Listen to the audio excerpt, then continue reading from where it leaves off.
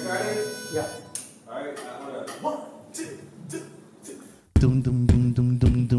Good night, greetings everybody. We are G-Syndicate, and tonight is vibes as we syndicate you vibes, you know. You're gonna be hearing some songs off our upcoming EP. Things gonna be nice. So right about now, we starting with this one. Ready to blow? So are you ready to go? So are you ready to go? Yeah. Oh, ready to blow, ready to blow. Oh, so let me go. Ready to blow, start up the show, get on the floor, let's go, let's go. Ready to blow, start up the show, get on the floor, let's go. It's time to start the party. Sometimes we be getting dirty. This time we're starting this thing right. Hey, so just kick off your shoes. It's no time to feel the blues. So baby, we gonna do our thing tonight. Oh, leave the work at home, leave the stress alone, toss away your worries. Ain't got no time for that, baby. Now you got the chance. Lose your fears, just dance. We're gonna rock this party. Just raise your hands if you're ready. Ready to blow, start up the show, get on the floor, let's go, let's go.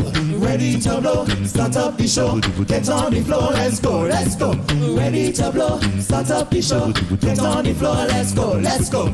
Ready to blow, start up the show, get on the floor, let's go. It's time for you to be free. Let's just enjoy the party tonight. We just gonna ease our mind. So just live on the wall, cause we're not gonna step on all in the way. Just leaving all our fears behind. So leave the work at home, leave the stress alone, toss away your worries. Ain't got no time for that, baby. Now you got the chance.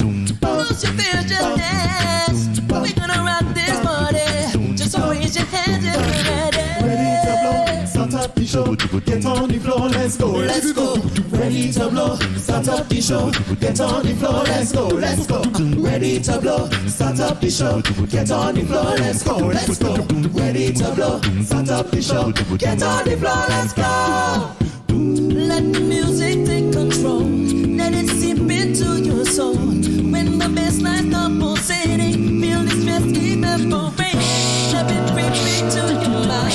There could be no better time to get on the floor, cause we're just ready to blow.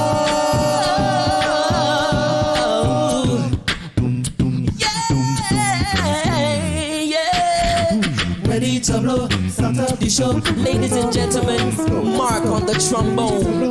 Start up the show, get on the floor, let's go, let's go. Ready to blow, start up the show, get on the floor, let's go, let's go.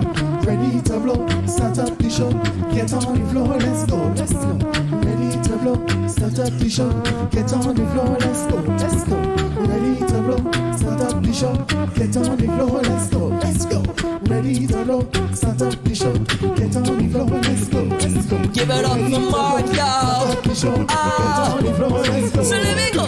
Ready to blow, start up the show, get on the floor, let's go, let's go. Ready to blow, ready to blow, start up the show, get on the floor, let's go, let's go. Ready to blow, start up the show, get on the floor, let's go, let's go. Ready to blow, start up the show, get on the floor, let's go. Ready to blow, start up the show, get on the floor, let's go, let's go. Ready to blow, start up the show, get on the floor, let's go, let's go. Ready to blow, start up the show, get on the floor, let's go, let's go. Ready to blow, start up the show, get on the floor, let's go.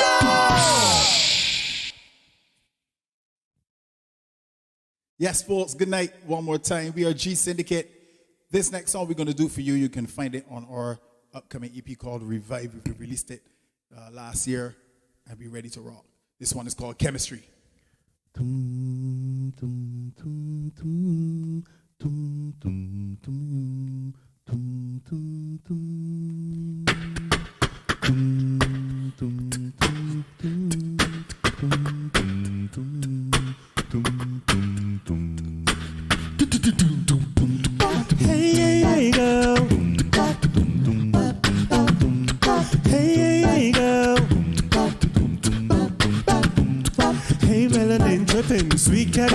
the bar, good looking. The way how you move it, put me in a mood, I'm glad to see you.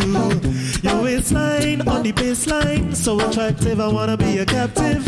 I see a smile on your face now, so beautiful, I know you're original. So come wind up on me, I wanna see if you got good chemistry.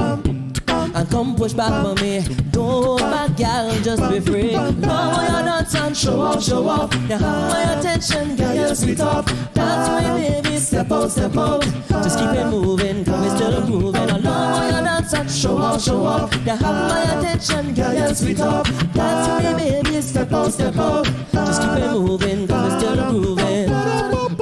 We're still grooving. We're still grooving. We're still grooving. Come talk to me, girl, cause you're intelligent and you run the world.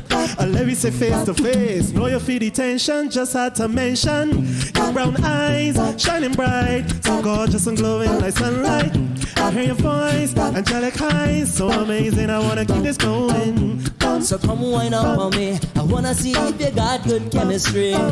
And come push back on me, don't hold back, girl, just be free. I love your dance and show off, show off. You have my attention, girl, you're sweet off. Dance with me, baby, step out, step out. Just keep it moving, cause we're still grooving. I love your dance and show off, show off. You have my attention, girl, you're sweet off. Dance with me, baby, step out, step out. Just keep it moving, cause we're still grooving. Still grooving. Still grooving. Still grooving. Hey, girl, I wanna take you home with me. And hey, girl, show you good energy, yeah. Hey, girl, I wanna treat you right, you see, you see, you see. Hey, just the two of us. We can make it if we try, just the two of us. Just the two of us. Just the two of us. Building castles in the sky, just the two of us. You and I. What you won't do for love. You try everything, but you won't give up. What you won't do for love. You try everything, but you won't give up. So come wind up on me, I wanna see if you got good chemistry. And come push back on me, don't hold back, girl, just be free. Love your dance and show off, show off. You have my attention, girl, you're sweet off. Dance with me, baby, step out, step out. Just keep it moving, come and just groove. And I love your dance and show off, show off. You have my attention, girl, you're sweet off. Dance with me, baby, step out, step out. Just keep it moving, come and just groove. And I love your dance and show off, show off. You have my attention, girl, you're sweet off. Dance with me, baby, step out, step out. Just keep it moving, we're still moving. I love your dance and show off, show off. You have my attention. Dance with me, baby. Step out, step out. Just keep it moving, cause we're still grooving. We're still grooving. Still grooving. Still grooving. Yeah. The next selection is entitled Englishman in New York, a song made famous by Sting in the 80s. Hope you enjoy.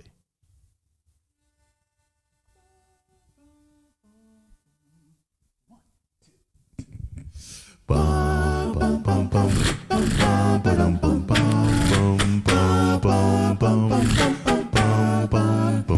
don't drink coffee, I drink tea, my tea. I like my toasted on one side. You can hear it in my accent when I talk. I'm an Englishman in New York. See me walking down Fifth Avenue, a walking king here at my side. I take it everywhere I walk. I'm an Englishman in New York. Oh, I'm an alien. I'm a legal alien. I'm an Englishman in New York. Oh, I'm an alien. I'm a legal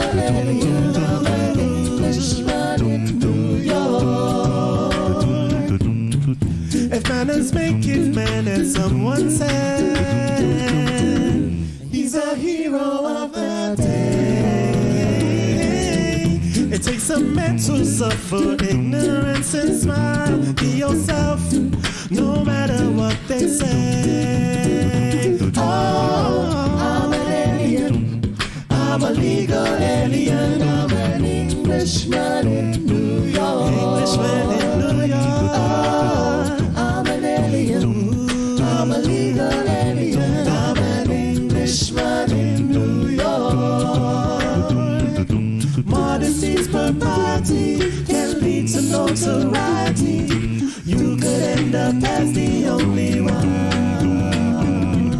Gentleness, sobriety, are rare in this society. At night a candle's brighter than the sun. In New York, concrete jungle where dreams are made up. There's nothing you can do. In New York, there's more than combat gear to make a man. There's more than a license for a gun.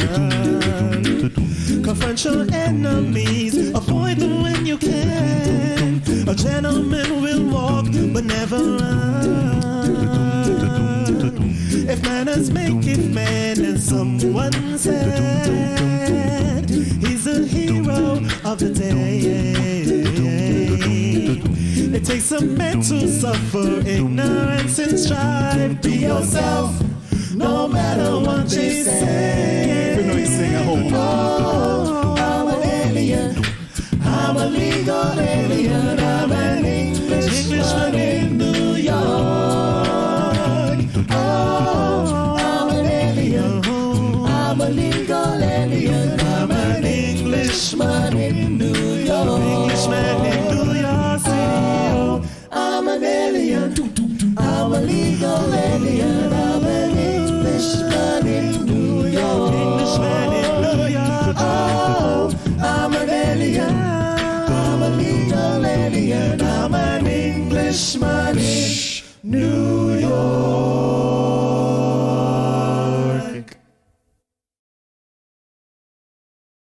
Now, growing up in the 90s, I would have loved these songs. I'm sure those of you that know them will love them as well. So we got two songs coming up for you. We got I Wanna Know by Joe and Someone to Love by John B. and Babyface.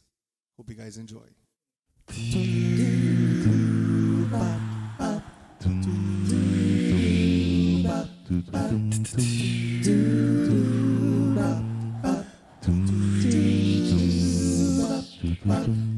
It's amazing how you knock me off my feet. Every time you come around me, I get weak. Oh. Nobody ever made me feel this way. No. You kiss my lips and then you take my breath away. So I wanna know what turns you on. Yeah, I wanna know, so I can be all that and more. And I'd like to know what makes you cry. Oh, so I can be the one to always make you smile. Girl, he never understood what you were with. No, and he never took the time to make it worse. Deserve more loving, girl. Baby, I'm the kind of man who shows consent. Yes, I do. Any way that I can please you, let me learn. So I wanna know what turns you on. Yeah, and I wanna know, so I can be all that and more. And I'd like to know what makes you cry. Warning. What you are about to hear goes against traditional romantic counsel expressed by friends, family, and Instagram memes and quotes. Open-mindedness is advised.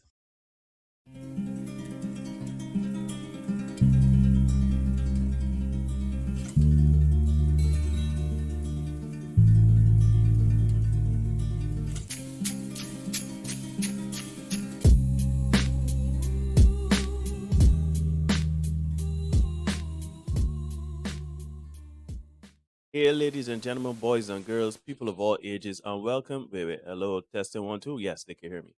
Hey, ladies and gentlemen, boys and girls, people of all ages, and welcome to another edition of the Senate Podcast. I'm your host, Neil, joined as always by my brother from another mother, and your host, Derek. Heal, heal, heal, heal.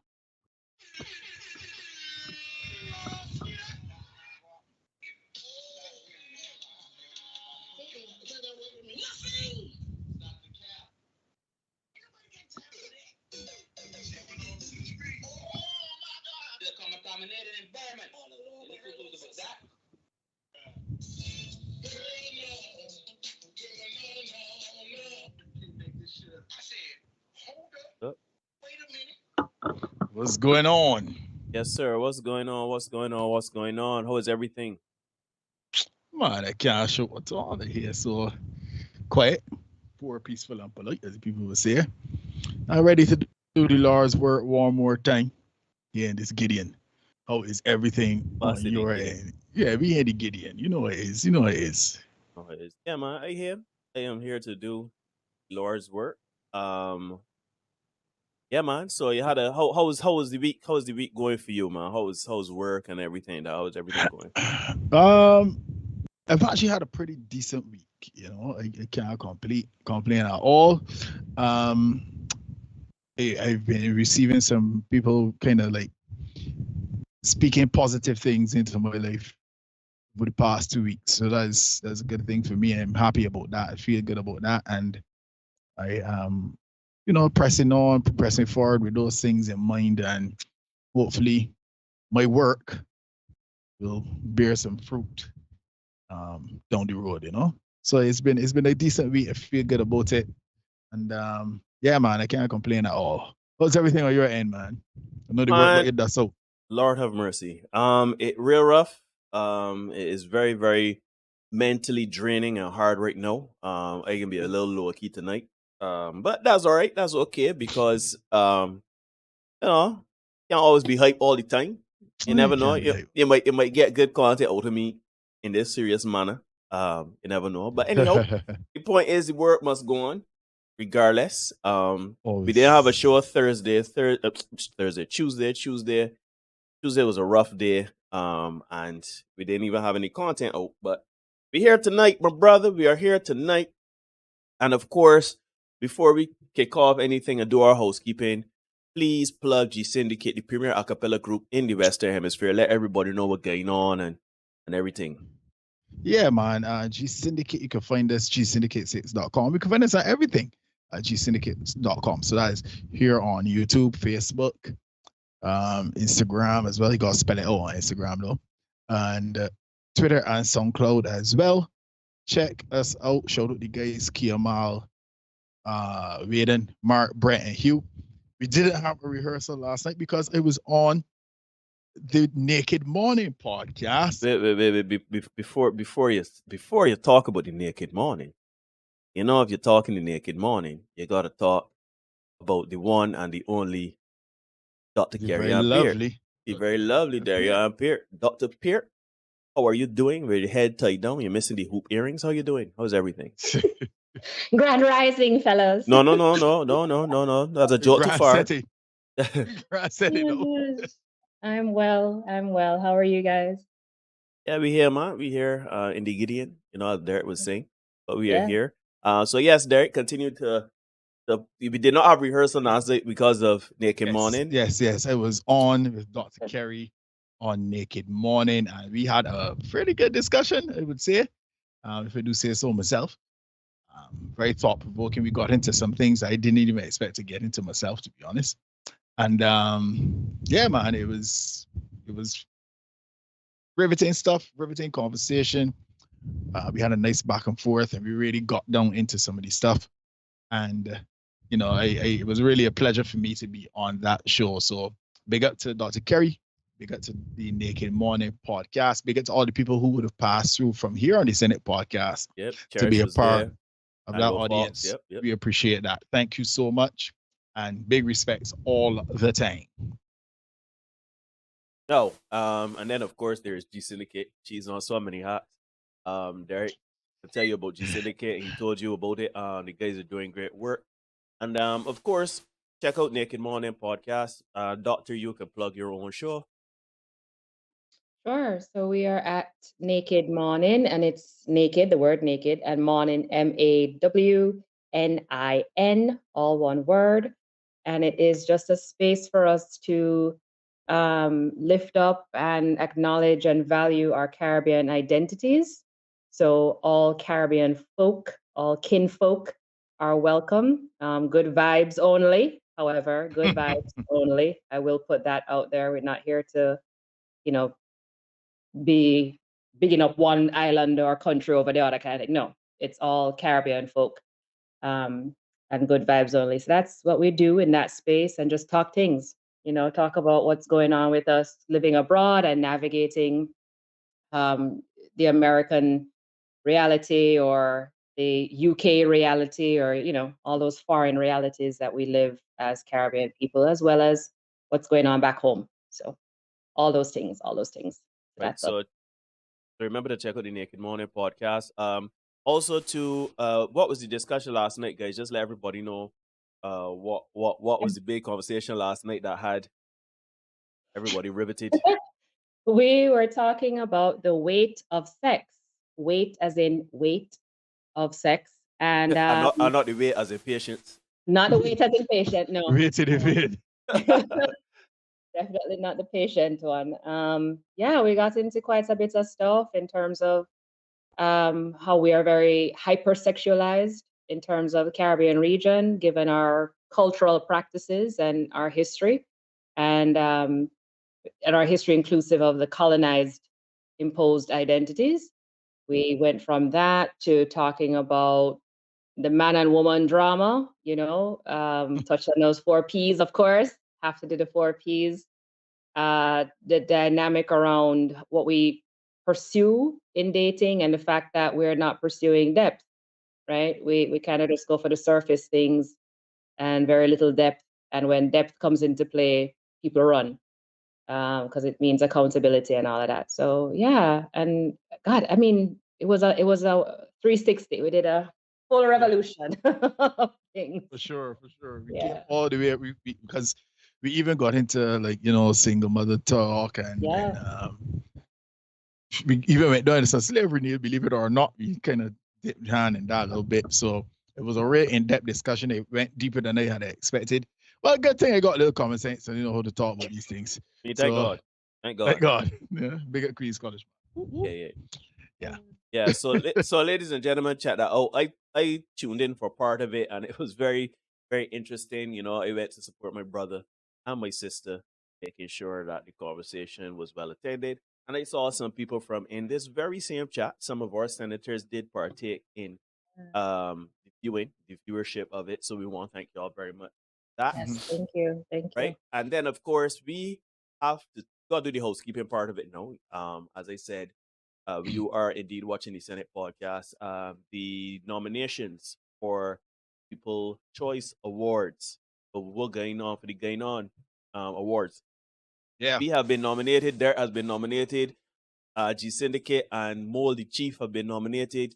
So head on over to gainon.com and look for the 2003 event page and vote for your favorite podcast of the year, R&B song of the year, and group of the year. Let me make sure that the guys are well represented. I don't know, I never been to an award show. I don't know if I should go and sit down. Like how it's get to these award show, you just be sitting down there, so the cameras be playing you. Yeah. And you just be nominated and then you lost, you're supposed to pay it. So I can be man, this is big. I get shoots. I can lie to you. I get shoots. No, in all seriousness though, it is just a pleasure to be in the conversation, just to be nominated. Because it means that you're being noticed, right? It's a People's Choice Awards, meaning that it's going to be voted anyhow. But we really do appreciate the fact that we're in the conversation. And if we happen to win, so be it. If we don't win, well, so be it too. But go on over and vote. Nevertheless, we up against some very good content creators in the space. Let me shout out Ayeno podcast. Let's shout out Cultured Minds podcast and the others. They're in the know. So yeah, go and vote. Vote for your favorite podcast of the year. Vote for the group of the year, and vote for R&B is R&B group song of the year. Sorry. Yeah. A song of the year, right? So go ahead and do some voting. And with that said, you are indeed watching the Senate podcast. Please remember to like, comment, share, subscribe, hit the notification bell so you don't miss anything. We do the content Tuesdays and Thursdays for the live stream. We didn't have something on Tuesday, but we are here tonight. The shorts, boy, been a week. I ain't gonna lie to you. We do have content. I ain't gonna lie to you. We got some hot fire. Remember Dylan was saying? Dylan. Top 5 artists. Anyhow, Dave Chappelle skit. But yeah. So yeah, we do content for you. And you know what's what I find interesting, my brother and my sister? It seems no matter where we go, no matter what we do, no matter how benign a conversation is, people always seem to come around to the very same conversation. The dynamics between men and women. And what I have noticed, particularly in this last week, is that men have a lot to say. A lot to say. I'm not disparaging. I want to be very clear. It's not, men out here saying, dealt with women, patriarchy up. It literally is, there's a frustration with men and housekeeping with the man-woman dynamic. And there is a frustration. I saw a very good friend of ours, Derek. He would have held you in conversation the other day. He held me in a conversation today. He's, going through it. Some other men going through it. Some women going through it. And they acknowledge the fact that there is some discrepancy between how society and women move and how men and society move. Today I was at work and there was a particular cruise being boarded, and the ladies wore quite literally anything. Anything. Boxy drop out, vagina drop out, everything drop out, right? And, it goes to show that there's something afoot. I'm not placing any blame. I'm just saying there's a conversation to be had. So if you're prepared to have it, that's why we have this space. Let me talk the things. Anyhow, my brother, let's get into it. As I said, every Tuesday and Thursday we come here, we talk the space.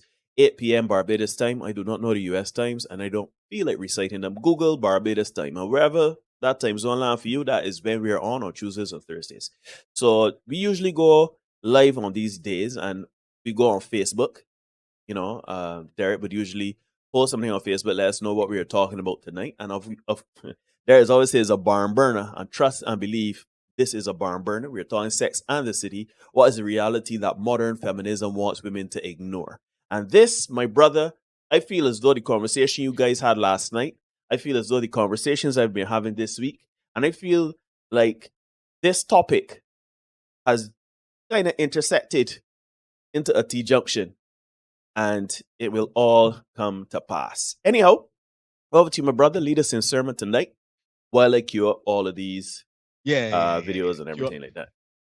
You do a little queuing up while I plug the next big thing that we want you guys abreast of: the King's Gathering, May 6th, Ginger Lily Hall, 10 a.m. We're going to start. We having some presentations, people coming in, and we're going to have presentations on fitness, law, finance, investing, mental health. I feel like there's something that's slipping my mind. So before you saw your man you have Anton Shepherd, right? Developing small business, business development, that kind of thing. And found out last night we're gonna have a presentation on the divine feminine, conscious masculine. I think that is. I see Dr. Gary smiling. Kerry, that's like talking. Yo, that's what we're talking about. Oh Lord. Yeah, that's Kerry, awesome. That's awesome. Is going to be in the house. That's my friend. And she is going to be there to do the presentation on the divine feminine and the conscious masculine and how they are supposed to work and complement each other. And it's going to be great to hear from her live and direct in the house. So folks, come on out. Be there. Do not miss it. This is going to be good vibes all around. You do not want to miss that. So make sure that you're there. There ain't a ticket. There ain't a price. Just come out. Dress properly. Tell the people the dress code. Tell the people the dress code now. come up in there swaggy. Don't come up in there cut off jeans and slippers. It's not that kind of event. Dress code heavily Rejected enforced. from the people venue. Mhm. Right? If you want to wear a little blazer, come on out. If you wear your nice button down, come out. If you go on dashiki, come on out. The Not thing dashiki. is the King's gathering, not the Paro's gathering, not the Paupers gathering, not the Peasants gathering. It's the King's gathering. So come on out and we make it look right as strong black men in the place, right? We have 483 And women too. subscribers. Don't just talk to the men now, because Oh yes, yes. Because women, you are not excluded from this event. Come on out and represent yourself as queens. Some of the information may not apply to you, but the information with them as well. Come on out, come out suited and booted, fellas. Come out dressed to the nines, ladies. And well, not your Sunday good meetings, but you know what I mean. Come out, look in the park, let me interact, let me mingle, let me have a good time and get some education and some entertainment as well, right? So yeah, 483 subscribers. We creeping up to the 500 mark, Neil. I feel good about that. Yeah, we getting there. And this is episode 194 of the Senate Podcast, the live stream. We're creeping up to 200 as well. And I think Sex this is, and the City. I think this is video 400, Derek. I think. I'm not certain. I believe that we have crossed 400 videos. 400 videos, big man. Man, let me bust saying for that there. Wait a minute. Congratulations. 400 videos, boy. That ain't For sure. That a little bit of content. Yeah, then the sneeze at. So go over there to what's going on and give the men a vote for sure. Because shoot, I think that deserves some kind of forward, you know what I mean? Give the men some forward because by rights, who else getting that kind of content? You know what I mean? Yeah, and it's quality content too, because even my boss tune in.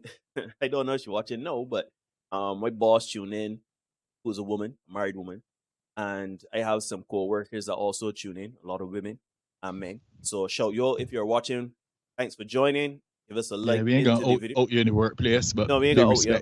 But they're watching, they're telling me, it is conversation that need to be had. And a lot of people can say, oh, but that's what they're supposed to say, and I'm supposed to gas you up and this and that and the next. But I just say at this point, Derek, I believe that, we've always talked about, the shift, right? And I remember if we flash back to about a year ago or just a little below a year ago, a little more than a year ago, we were disillusioned. The both of us, we were like, yo, what are we doing this thing for, right? Because we feel like we talking, and, we just getting pushed back. And, other than our little circle, our little vacuum, there's no real conversation being had. And fast forward to now, and things that we conversation is everywhere. As my grandmother used to say, things we have prophesied, right?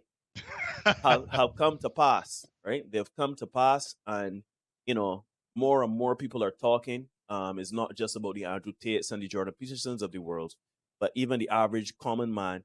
It don't matter if you're a man and you like women. Shoot, even if you don't like women, trust and believe. When we talking about relationships, there is something to be said with what is going on, right?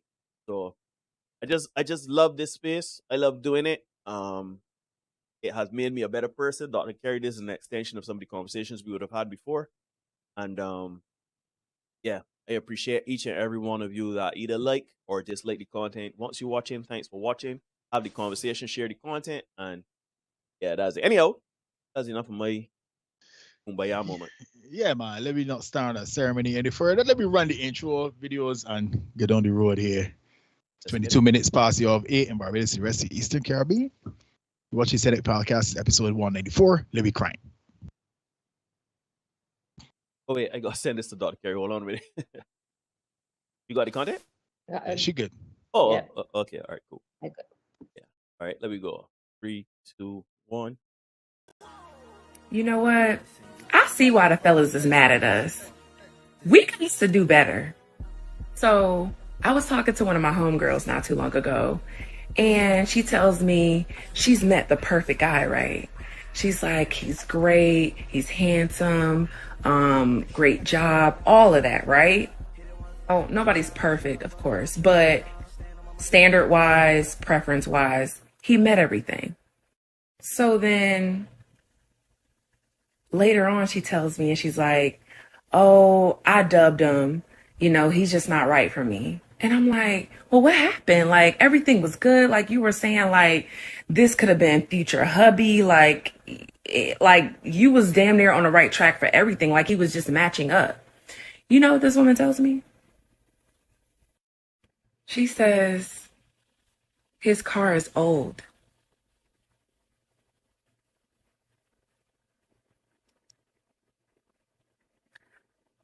And I say, okay, what does that mean?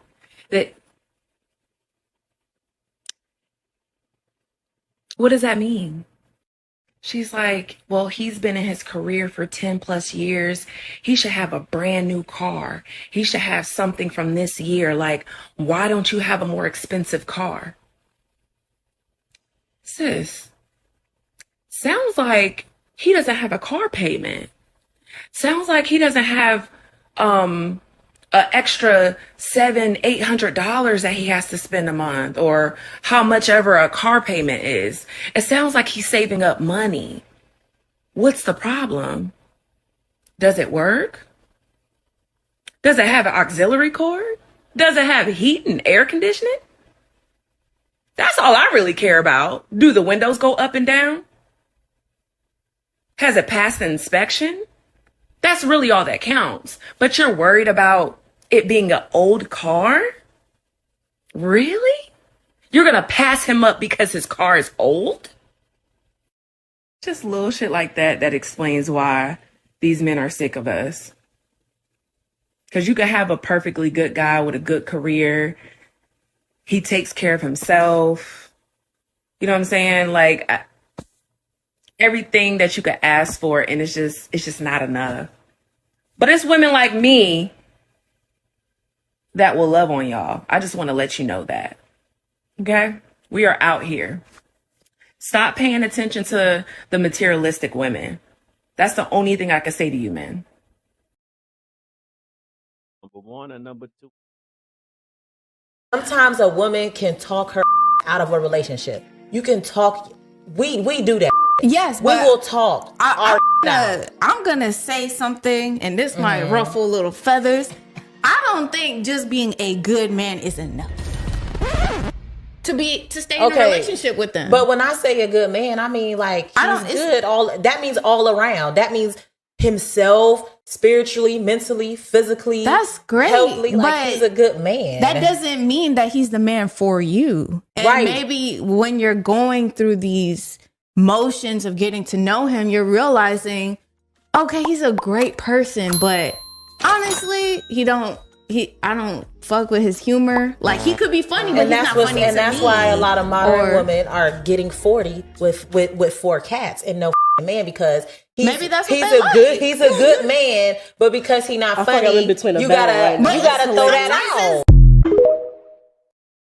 Let's get the third. So earlier this year, I ended a relationship and cut off an engagement from a great man. He was a good man. He loved God. He was a praying man. He loved and adored me. He was there for me. He was handsome. He was well educated. He didn't have any kids. He checked all the boxes. But there was still something missing. And I just knew that I could not go through with this marriage. There was just something that did not connect. I felt that there should have been a connection between he and I in order for me to be his wife. And so I cut off the engagement. And it was so difficult because he was a good man. It's easy when a person is not good. You can justify why you cut things off. But when a person is truly a good person, it's hard to explain. So I found myself trying to explain it to family and friends, and they were asking me a whole bunch of questions that, I could not say, exactly why, other than the fact that I just did not feel the connection. There was something that was not there that I needed to be there in order for this to be my husband. And so I stopped trying to explain it, and I just trusted my decision, and I went on. But then I got an epiphany, and it was just like, have you ever been shoe shopping? and you saw a nice pair of shoes and it's like, ooh, I love the color. I love the style. The heel is the right size and it's a reasonable price. Like it's on sale and it's a good shoe. But then when you approach the shoe, you see that it's a size 6 and you need a size 7. Does it take away from the fact that the shoe is a good shoe? Does it take away from the fact that you're getting a great deal for the for the quality? Does it take away from the fact that the heel is still the right size? It doesn't matter. All of that still makes the shoe is still good. But if it's not your size, it's not the shoe for you. And so that is what I had to accept. Yes, he was a good man. But what that feeling was is that he was not a great fit for me. It didn't take away from who he was, but it was just confirmation that he was not a good fit for me.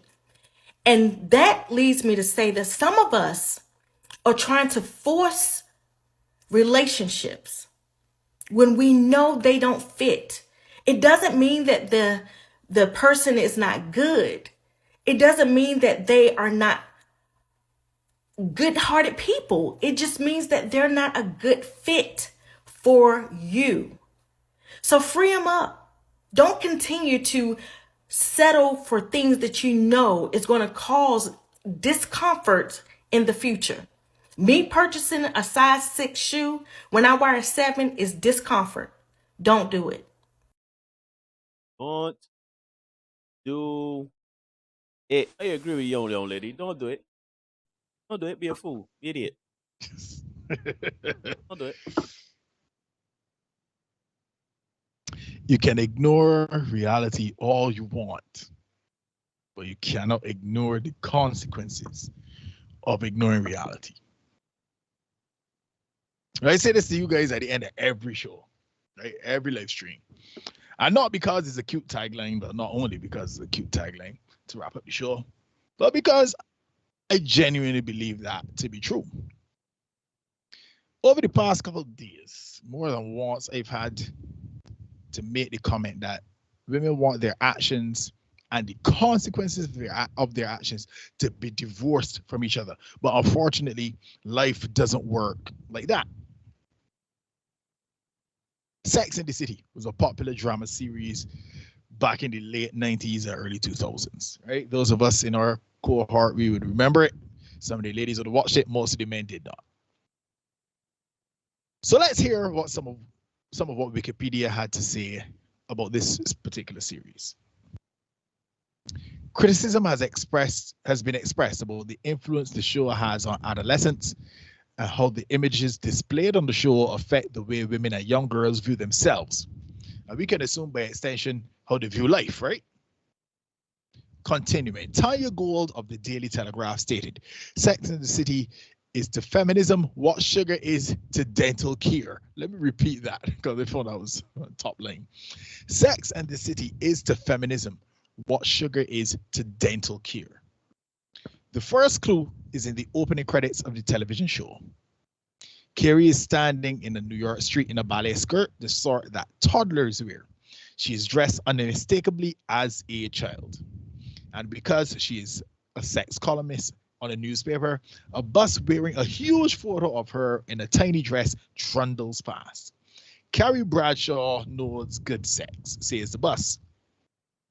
And there, before any dialogue hits your ears, you have the two woeful female archetypes that Sex and the City loves, woman as a sex object and woman as a child.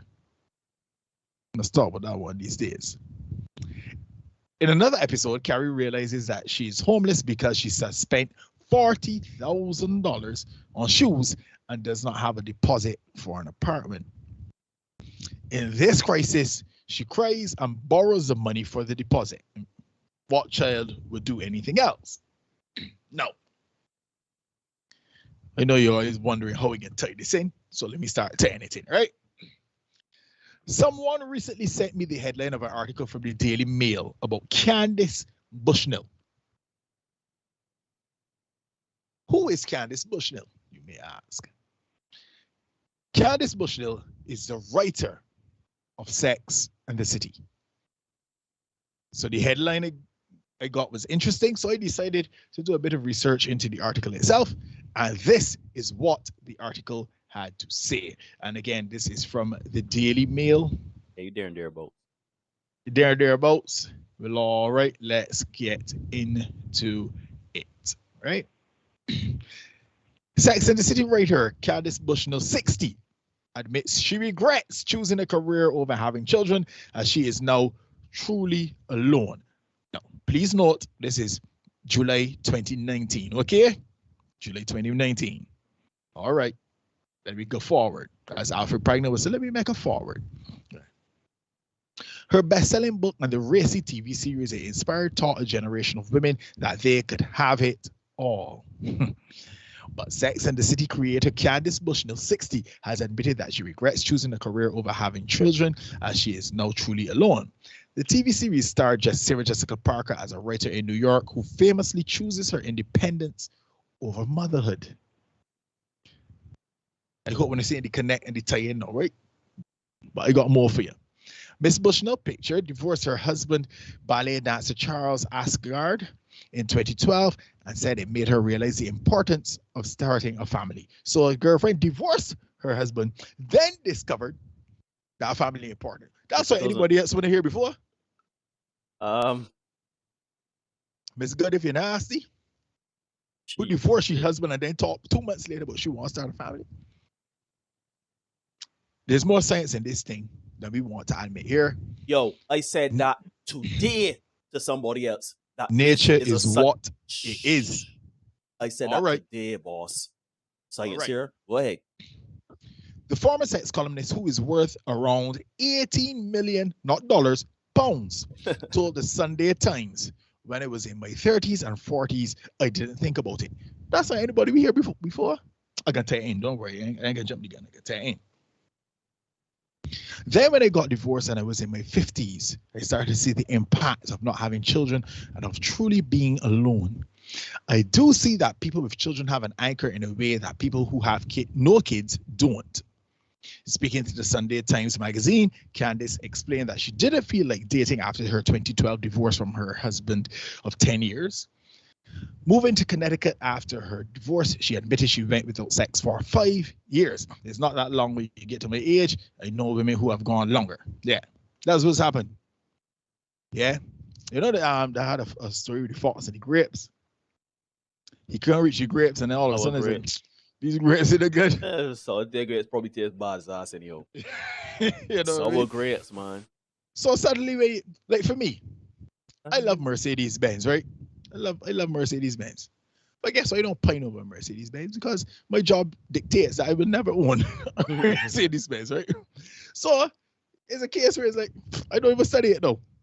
I see them on the road there, right? They look nice, but I don't stress over it, right? The writer, who has now returned to New York, lives between her partner's penthouse suite on the Upper East Side, moving on up, and a house in the Hamptons. Girlfriend balling. Because if you're living in the Hamptons and the Upper East Side, you got some change, right? That old money there. Yeah, you got some dollars, yeah. However, the former party girl also revealed that she regularly has Botox and doesn't eat, that word is missing, until 4 p.m. because she is not hungry until then. Now back in the dating game and in love with new real estate agent boyfriend Jim Coleman, Candice is releasing a new book titled Is There Still Sex in the City in early August. So after girlfriend, she reminded me of Chris Gale. Not to diss on your countryman, Dr. Pierre. But last week, Chris Gale came out and said that franchise cricket is killing West Indies cricket. Chris Gale made the majority of his millions from playing franchise cricket. And now, after he has made his millions, he wants to say that the cricket is detrimental to West Indies cricket. So her girlfriend made her money for Sex in the City, and now she's asking, is there still sex in the city? Right? Candice pulling a Chris Gale here, penny man. Anyhow, I press on. The book is fiction inspired from her life and the aftermath of her own divorce. She dives into what she calls, remember, she just said, is inspired, the writer of the article says it's inspired from her life. And what does the book dive into? Middle-aged sadness and the difficulties of bouncing back in your 50s. Right? This is her with her ballet dancer ex-husband. Poor fella. I'm sure he's happy now though. Candace argued that it is harder to recover from bad news in your 50s than in your 20s or 30s. And she added that in the eyes of many people, women, particularly those over 50, were often blamed for the setbacks they had to overcome. We can come to that in a minute, right? However, she added that she found turning 60 a relief, which helped to get rid of her sense of shame. Yeah, it's going to be a relief because you are now at the point where, yeah, I don't really want to say that. No, say it. That's a terrible statement to me. But at 60, we know that, you know, I'll put it this way. When we started this space, my guy Ramel and I were having a conversation. He said, I think his wife said it to him, dating is not for 40-year-olds. And that is true. At 40, you don't want to be on the streets knocking about. You want to be settled and living your life and doing your thing, you know? If dating is not for 40-year-olds, imagine a 60-year-old, right? So at 60, turning 60 is a relief because you know it done. You know it done, right? But don't worry, we got more. The clip is still full. Mine never empty, man. She admitted to having Botox regularly, having her had fillers done, and once considered going through a Mona Lisa procedure, vaginal rejuvenation laser surgery priced at £3,000. Girlfriend want to get a little revirgination, right? In the book, she mentions not eating before 4 p.m., not out of discipline, but because she's simply not hungry. She likes to have dinner early and will snack while cooking. The socialite who first came to New York in the 1980s when Studio 50 was all the rage thinks modern dating has made women angry and frustrated. Not only modern women there. The writer admitted that she finds New York boring and consensual. Consensual is a good thing, and 1,000 times less fun than what it used to be. However, she added that several editors had offered to help her with her career in exchange of sexual favors, something she said was common at the time. We know how it goes. Well, she all get in any industry. Something for something, what for what, as we say in Barbados. She also revealed that the characters in her upcoming book had been sexually harassed at some point in their lives, but would just have to dealt with it and told the men to go F themselves. Talking about age and dating, she also said she felt gender dynamics and sexual attraction evolved as you grow older, with competitions taking a step back in favor of being nice. Yeah. So here we have, folks, this uber successful woman worth £80 million, not dollars, pounds, saying she regrets choosing her career. Please note her career was pivotal because what did the critics say about the show, it had an effect on the way women and young girls view themselves. So her career is pivotal, right? Much like Chris Gayle, she made all she money and now she regrets how she made it, cricket, right? Now here's the thing, this all sounds eerily familiar, that we've heard this stuff before. A few weeks ago, let me check my notes and see how many weeks ago, if it was actually weeks in truth. Yeah, like 2-3 weeks ago. Yeah, 2-3 weeks ago. Maybe you're talking about dreams. Dream a Little Dream and Dream Girls. I think there was 2 episodes we did that week. We heard Tracy Ellis Ross, Michelle Carey, and Taraji P. Henson saying the same things that Miss Bushnell said in the article.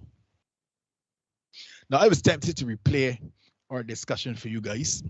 You know, just pull down the whole video, cut it down, and send it to Neil, and let Neil play it for you. But, you know, in the interest of brevity, and brevity being the soul of wit, I'll give you guys the précis version in a couple sentences. So, Miss Ellis Ross went on a podcast with 2 alternative lifestyle lesbians and tried to deflect and redefine womanhood to fit her own narrative. Right? Suddenly, motherhood wasn't important and all that stuff. Miss Carey, on the other hand, she willingly quit her successful job. All of a sudden, the job don't matter now, right? A globe-trotting job, by the way. To become a single mother, living in her parents' home, much like Boom Keisha and Let's Aquanda around the block. Well, Taraji broke down crying, like spontaneously combusted about the fact that when she went home to her four walls, she didn't have anyone there to support her. And she was indeed all alone by her lonesome self. At this point, folks, at this point, the situation's out of control. Okay? At this point, how many more examples do we need to present and do we need to see to realize that what modern feminism is feeding women does not work? Answer. How many Go more? ahead, go ahead, my brother. We got How many more? How many more, Ja? How many more? We got to bring all. We have to bring all because trust and believe. The delusion is real. I say delusion. There's a lot of modern women believe what they are doing is going to benefit them in the long run. Yeah. Because they think they're going to be the exception, or rather, hope they're going to be an exception. And folks, hope is not a strategy. Shout out to Greg Adams. Yes, and not only that too, but let me speak to pretty. You know the start pretty privilege. Mm-hmm. That also, because look at the woman earlier talking about being a good man ain't enough. She looked good she to fine. all. She looked good to fine. all. So she could For speak now. about that because she thinks she has the world at her feet.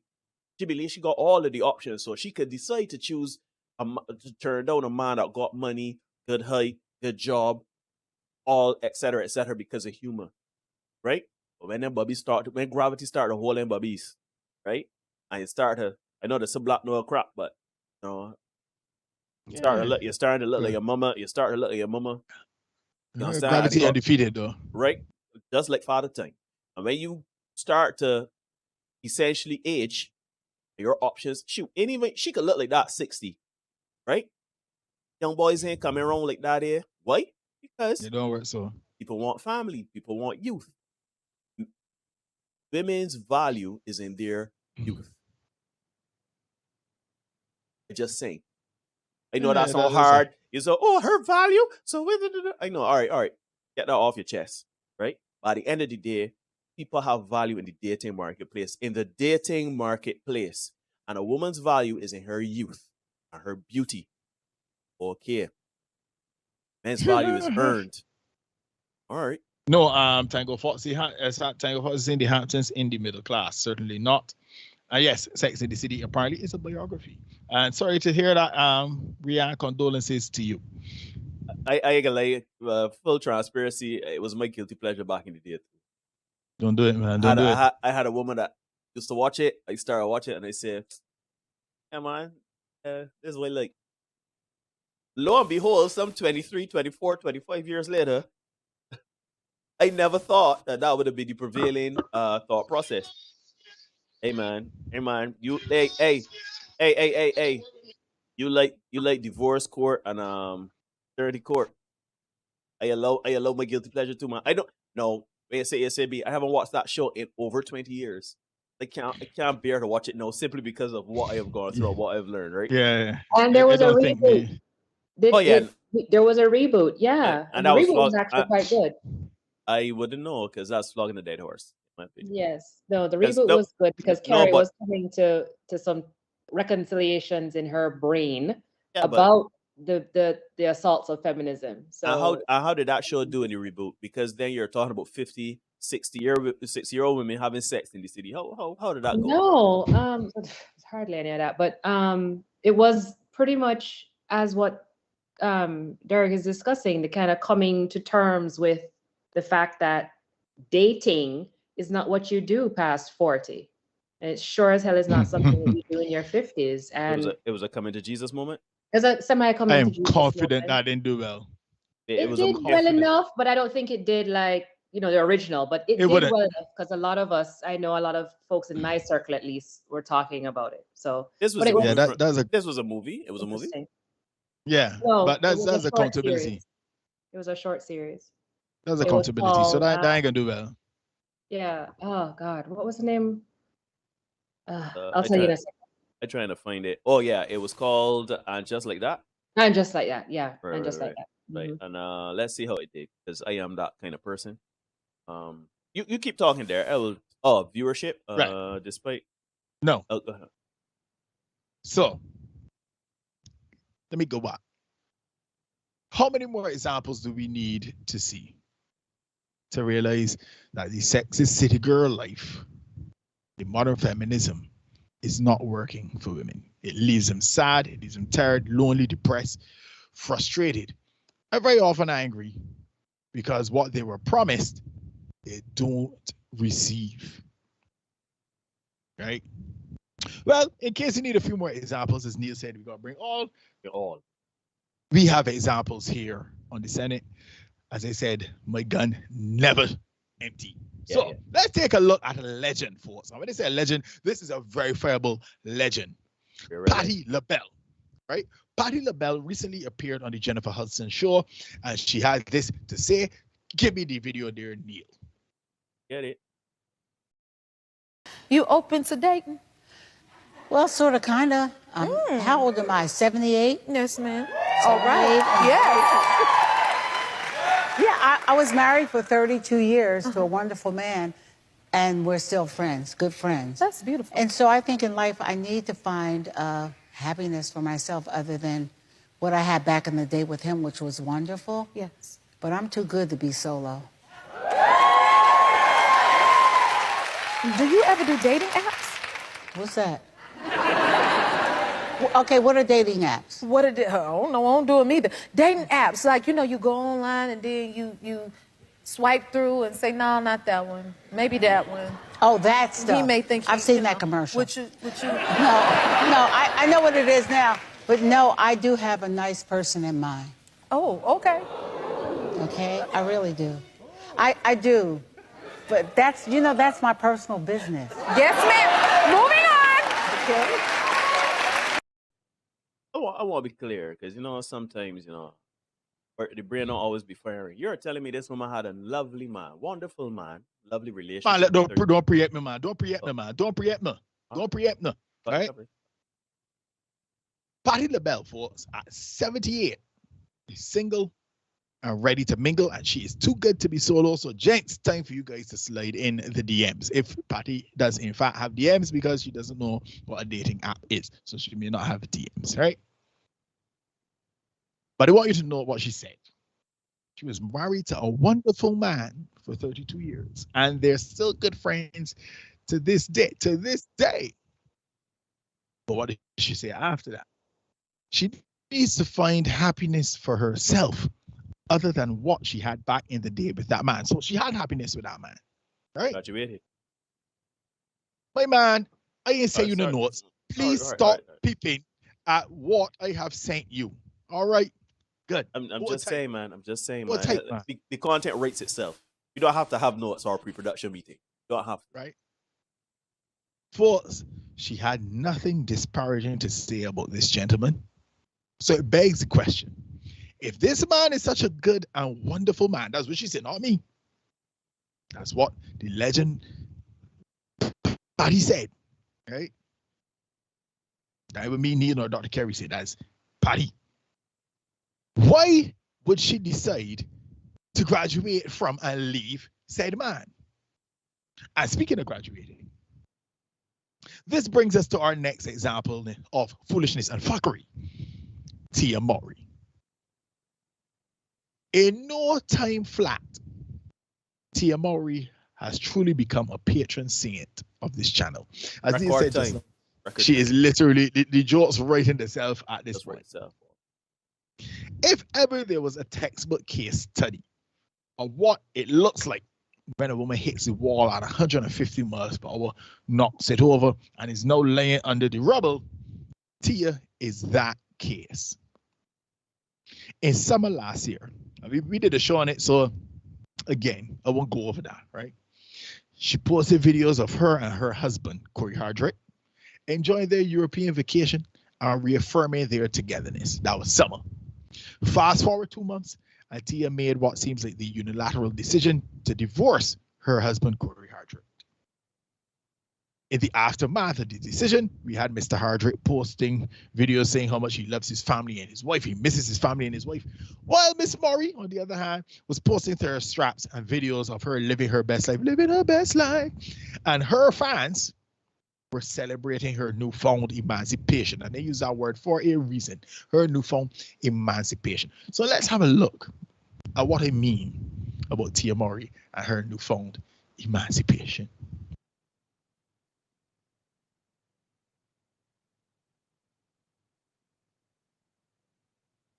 Oh, voila. You know.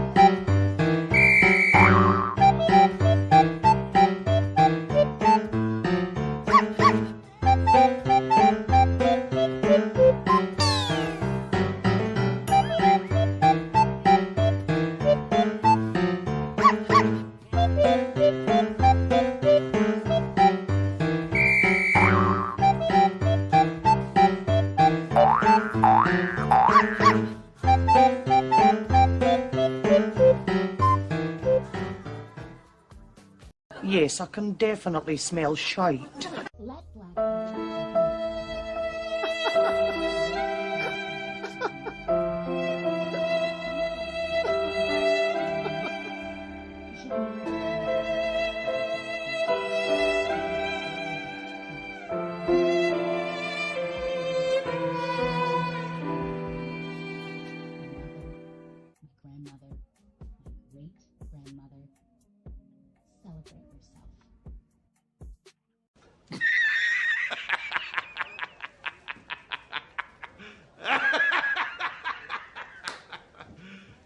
You serious?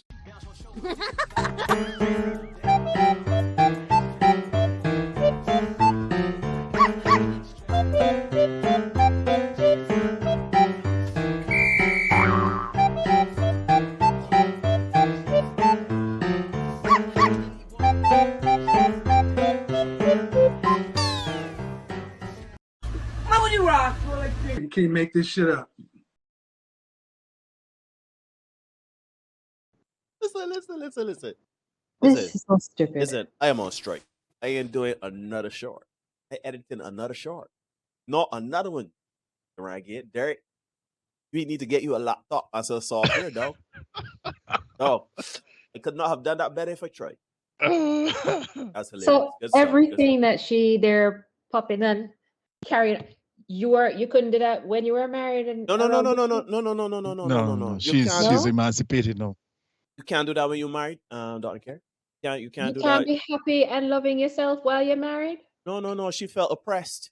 Yeah, emancipated. She felt like, I was taking care of children and a husband and a household. And then doing your career, you're gonna play for TikToks. You're gonna play for TikToks. I clearly You don't have because it's just, there's a trapping, there use the word slavery. There's a slavery in marriage. And being married is to oppressive. It's oppressive. Who wants to be oppressed in 2023? But these are the same people. These are the same women who literally go to college to find their MRS degrees. They go to college to find their husband. You peeping at my phone too? I was just peeping at my phone too. Hey, don't peep at my phone. Don't peep at my phone. We And, can talk about that down the road. Don't peep at my phone. And let's be clear. It's not women. It is not women of color, I should say. The lighter complected. It's Well, lighter yes, complected. I know, It's but not- I'm just saying in general that there is a period in time where the not all, but a bulk of women literally go through and run down marriage and say Hold on. things like, Dr. Kerry, let me ask you a question. Did you go to college to find a husband? no, I went to get my bachelor's. I unfortunately went to get my bachelor's. I clearly should have gone to find a husband. My fault. you know, so these are the breaks. That's how it shakes out sometimes, right? Yeah. So we saw Tia Mowry, we saw her celebrating and showing out on TikTok and stuff like that. And as I said, her fans were celebrating. You'll see them in the comments. They're celebrating. That was end of last year, right? After, you know, you got to celebrate emancipation. Fast forward another 2 months, because one of those videos in there was yesterday. The one with her in the black, talking about, you know, being in the house with herself and feeling herself and loving on herself. That was yesterday. Yesterday, the day before. Yesterday. Valentine's. Right. Fast forward another 2 months, right? And this lovely lady is now posting this on Twitter. This is what she posts for. Give me the tweet there, Neil. Look at there. I know love will find me again. Love will lead you back to my heart. I know that sounded so familiar, man. I know it. Yeah. I know love will find me again. Folks, I am making up these things here. Like she's flipping Waldo. I am making up these things, right? We gotta stop celebrating when these lovely ladies emancipate themselves from a relationship, because further on up the road, as my man Bobby Blue Blava said, big up O'Shea Duke Jackson, right? Further on up the road, this is the kind of post we will see. Let me look at this tweet critically. The key word in this tweet for me is the very last word in this tweet. Again, you're right. Again. Yeah. The word, because words matter, right? Who it was, I can't remember the name. But show us season 1, right? Yeah, show us season 1. Contributor said that words matter. Words matter. The word again suggests that she had found love before, and she had it already. Whether that love was from her husband of 20 years or whatever, or another, that's another story for another time. But she had love before. We are going to assume, based on the fact that she married a man, that she was in love with him. Yeah. Right? And based on the other posts that we would have seen from the European vacation and how it was them from day one and all that in July, we can assume she was in love with he. The fact remains that Miss Maury had experienced love before, and now she is out in these streets loveless. So let us look at some of the replies to the tweets. But I so foolish. Loveless is a villain in Wild Wild West with Will Smith. I so foolish. That just popped in my head. Sorry. Right. So let me because as always, the spice is in the comment section, right? Let's get it. So we got Big Swole saying, sure, Will. You have God, your children, and yourself. Everything else is a bonus. Right? Somebody says, absolutely. Kimberly says, absolutely beautiful. Yeah, and this is what you do. When you want to feel a little better, you need a little dopamine hit. You post something like that and get your stans to come in the comment section and respond. She had 4 million or something like that. 4 million. What was the original tweet had saying, like? Yeah, 4.8 million views. Yeah, 4.8 million views. Yeah. Somebody says, Nene JS, you're a boss. He's coming. Just have patience, sis.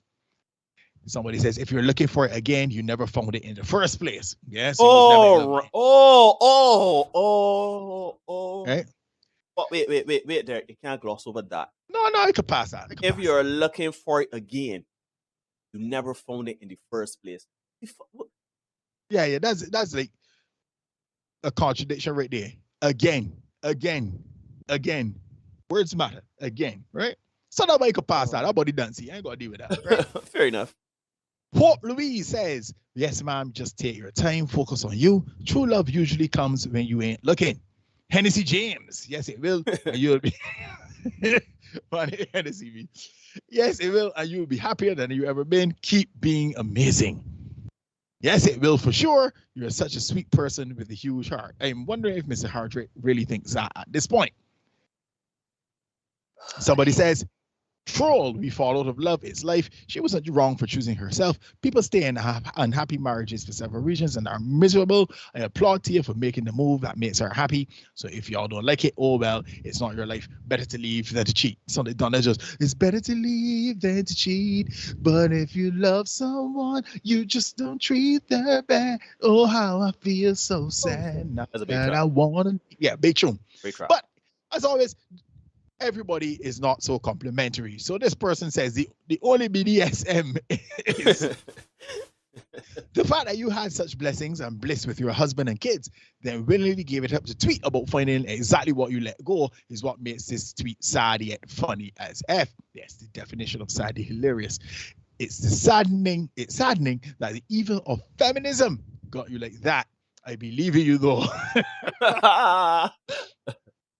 And then the men came into the chat and decided to empty the clip, much like I would here on the show. Somebody puts laughing, Ramses7 puts laughing emojis and says, nobody wants to be a stepdad to your kids. You need to apologize to your husband and remarry him. Yeah. 3 Good, aka Ben Frank Z. It's not a divorce, it's a graduation, remember? Clown emoji. Who will want to get with you considering you can just graduate when you feel you're done? And yes, that's the problem. That's why the marriage rates are down. Men saying, nah, boy, if you could just bail out for me was the point. Exactly that. Thugger Spitter Hendricks says, you will find dudes that will have sex with you, no problem, but the dudes you really want, not going to go for your 44-year-old self. They will love the younger versions. You give up marriage, aka graduated. The love you will find is with your kids and maybe a dog. Let me get the songboard here.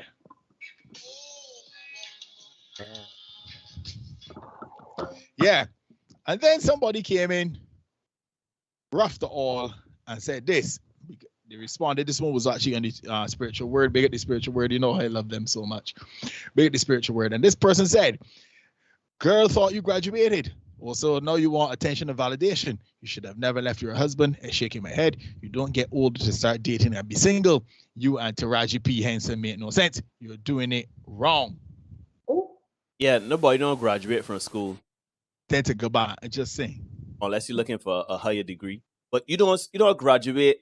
You do not graduate in chemistry and then go back and take over the course. I'll say this. When I was studying music, I wanted to go back because it was music. But when I was at Erdison studying Erdison, I was too glad to be done with that. You know, I was looking to go back and do nothing else. You know, but Tia wants to go back to school, it seems, right? I hate to be the bearer of bad news.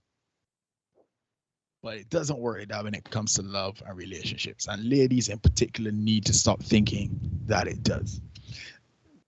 This reminded me, today when I was preparing for this show, a song kept coming to me by my man Bobby Womack. Oh, right. Big up Bobby Womack. And it was redone by Casey Haley. And I think that's appropriate. 2 very toxic guys, right? If you think you're lonely now, wait until tonight, girl. Yeah. Oh, heart of mercy. And we saw a girlfriend posting her video yesterday about she loving on herself and all that, right? You can't discard good people and their love and think that love will find you again. I want you guys to note the phraseology used. Love will find her. Yeah, love will find her again. Not that she will find love. Love will find her. In other words, there's no intent or effort required on her part. Love will just fall in her lap. Love is the man from Taken. Yeah. Yeah. We heard Rochelle Carey express the same thing about her love life. She said she was out doing work and she just figured that love would work out. Yeah, it would just work out itself. The question is, though, folks, why would it? Why would love want to find you? You had it before. You discarded it.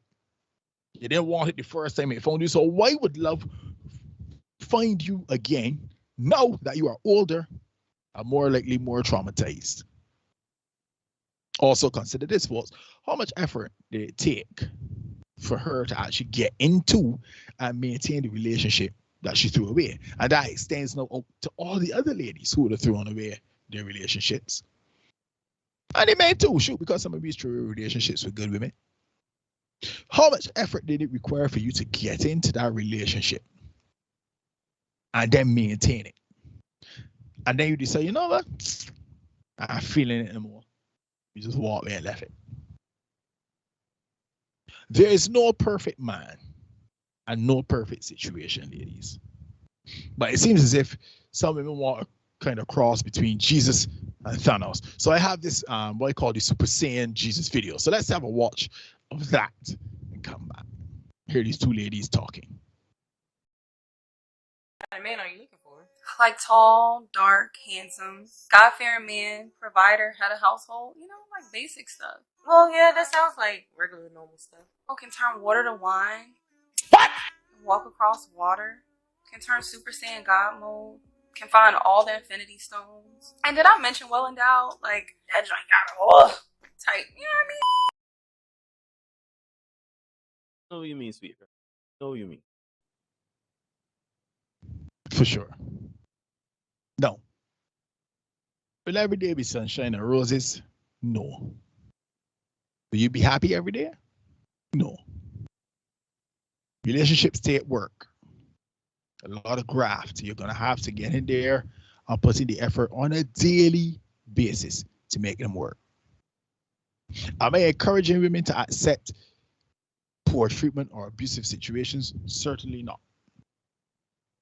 Am I encouraging women to adjust their standards to get an average man when they themselves are average? Yes. It's called, assortative mating. You average, he average, we're gonna get together. But most people don't think that they're average. Oh, no. In your brain, you're the most special person on earth. But probably, there's a saying, you're unique, just like everyone else. Yeah. Most of us are average people, whether we think that or not.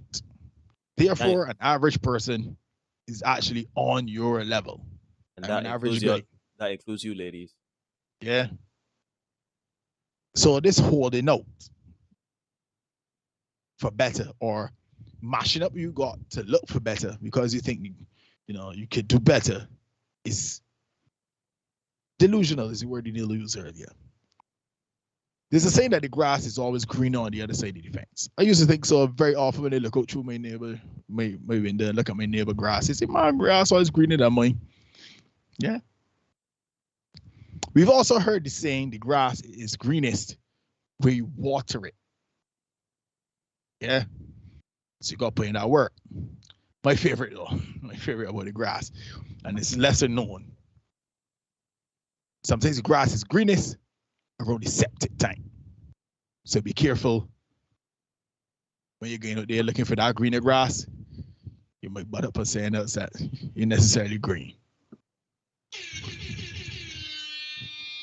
Ladies and gentlemen, you are indeed watching the Senate podcast. Please remember to like, comment, share, subscribe, hit the notification bell so you don't miss anything. Most important words I just said is share the content, like the content, let's build the content. Now, Dr. Carrie Ann Pierce, you are a modern woman. Not necessarily, not by definition, but you're a woman that is living in the modern era. Living in the modern era. Sorry, that's my fault. Words do matter. You are a woman living in the modern era. Right. And of course, you would have been raised with societal shifts of feminism and empowerment, etc., etc. Can you speak a bit to all the stuff that there is laying down? I know we've had conversations behind the scenes with regards to feminism and how people have twisted the message of feminism and taken it to a place where it is not necessarily healthy for women, particularly Black women. So, as a Black Caribbean woman, talk to us. Let me might hot talk. I would say that there is, and I mentioned this, I think a couple sessions back, regarding kind of the duality of things, how we are, told to pursue certain things and other things will just fall into place, right? It will just happen. You don't have to And I mean, people keep that kind of narrative in place as well. Like, you're not supposed to, for women, you're not supposed to hunt for a man, right? You're not supposed to go out there looking for a man. They look for you, and you just have to be ready when they do find you. So go to school, get yourself together, go to work, do these things, and you will attract them, kind of thing. But there's so much time spent on meeting those kind of social standards that I think many of us have lost the focus on also developing our internal sensibilities that will adequately attract what it is that we're really seeking. Because when I think about how many of these women are talking about graduating marriages, or they were happy for 32, 40 years in their marriage, but all of a sudden now I have to find happiness for myself. You're supposed to have found it for yourself back then too. So what is the version all of a sudden 40 years later that you're now looking for? And, I question that, because if you've never spent time meeting standards for yourself, not just society, then you end up doing this kind of shit. Like, all of a sudden, I now need to buy into this notion that there is some other kind of person that I should be pursuing, because now I've done all this work on myself, supposedly. And so I'm supposed to attract something greater. So there is a duality that I think screws us up a lot. I've told you guys, I've told our cabinet members here, even my process of looking at things like, yeah, there are many a times when I could have just eased into a relationship that I was in, but given time and space, it's kind of like, yo, well, he doesn't have certain things in place, so I need to keep trucking and getting myself together, because if something happened and he's not, able to forge on through, then something's going to have to give. So I think we've just been put in a place, particularly as I can only speak from the reality of being a woman of color, because yes, white women do it very differently. So so there's a cultural angle for us where we're told to do things a certain way, that we're supposed to push through. And this is something I mentioned, I think last night, and in some other spaces that I've been in, talking about get caught up in as well. That, oh girl, love will find you again. Just be strong. You have your kids and you're like, no, not really. So I think there are a lot of things that have been imposed on us to make us believe that if we just do certain things, then the person will come. When actually the reality is, do those things and pursue finding the person is what we should have been doing, including myself. But that's not the rhetoric that or the narrative that I grew up with. So. Do you think that it's counter intuitive almost, because you approach everything, we are taught, or women in particular are taught, pursue this, do that. I see Rihanna here in the chat saying, go educate yourself, get a career, right? Yeah. Do that with intention. Yeah. But then you leave the other part to just fall into place. Right. So yes, we're told that piece. However, at least for me, I know when I started dating, my mom, God bless my mom, said you have to think about these things with intention. And I think for me is, again, and I've shared this with both of you, that for me, there are certain things that I've had to tease out, which I think is why I'm still in this spot of being single, because there are certain things that I just weren't going to fly. I'm just not going to settle for shit like being the side chick, even in my marriage. Like, what? No, not going to settle for that. Not going to settle for birthing children for a man who's not disciplined in himself. And there are certain things I'm just not going to do. Right. Yes, I agree with you that the intention is critical when you are doing the whole dating thing. But prior to dating, there is the intention that I should have probably had to pursue dating. I didn't have that intention at all, personally. So, yeah. Yeah, because I feel as if it is a case where it's like, all right, your 20s and 30s, your early 30s, that's for you to get your career and while out, essentially. Right. Yeah. And then we could plug in a husband. Yeah. By the way. Yeah. Right. Without kind of recognizing that, well, it don't really work like that. Because if a fella looking to build family and stuff like that, he's gonna definitely look for somebody, because especially back in the day when technology wasn't where it is now, and then you have the advances in technology. It makes geriatric pregnancy not as dangerous today as it was, say, 20 years ago, right?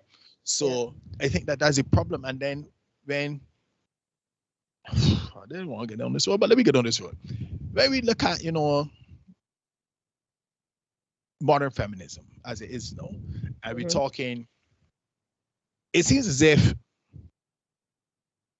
all women, Black women, have embraced that more so than any other race of women, even though it's something that came and I was pushed by the lighter complected women.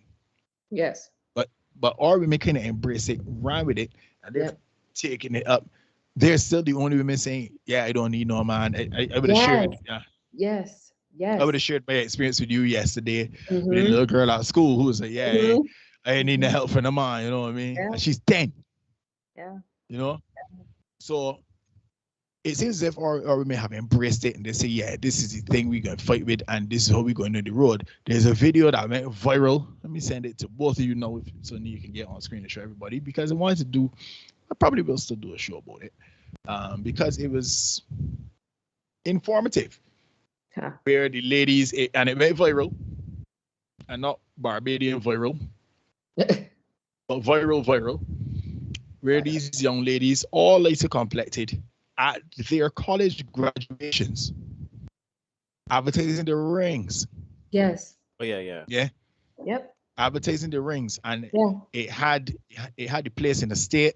Yeah. And so it shows that these, and don't let me we know, shoot, the hot girls gone wild. Them is college girls, but guess what? All them girls, they settled down to find a way, and they get married by the end of college. That's 24, 25-ish.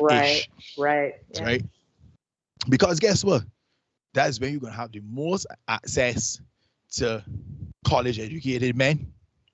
Correct. You're gonna have the most options of them at that point, right? Yeah.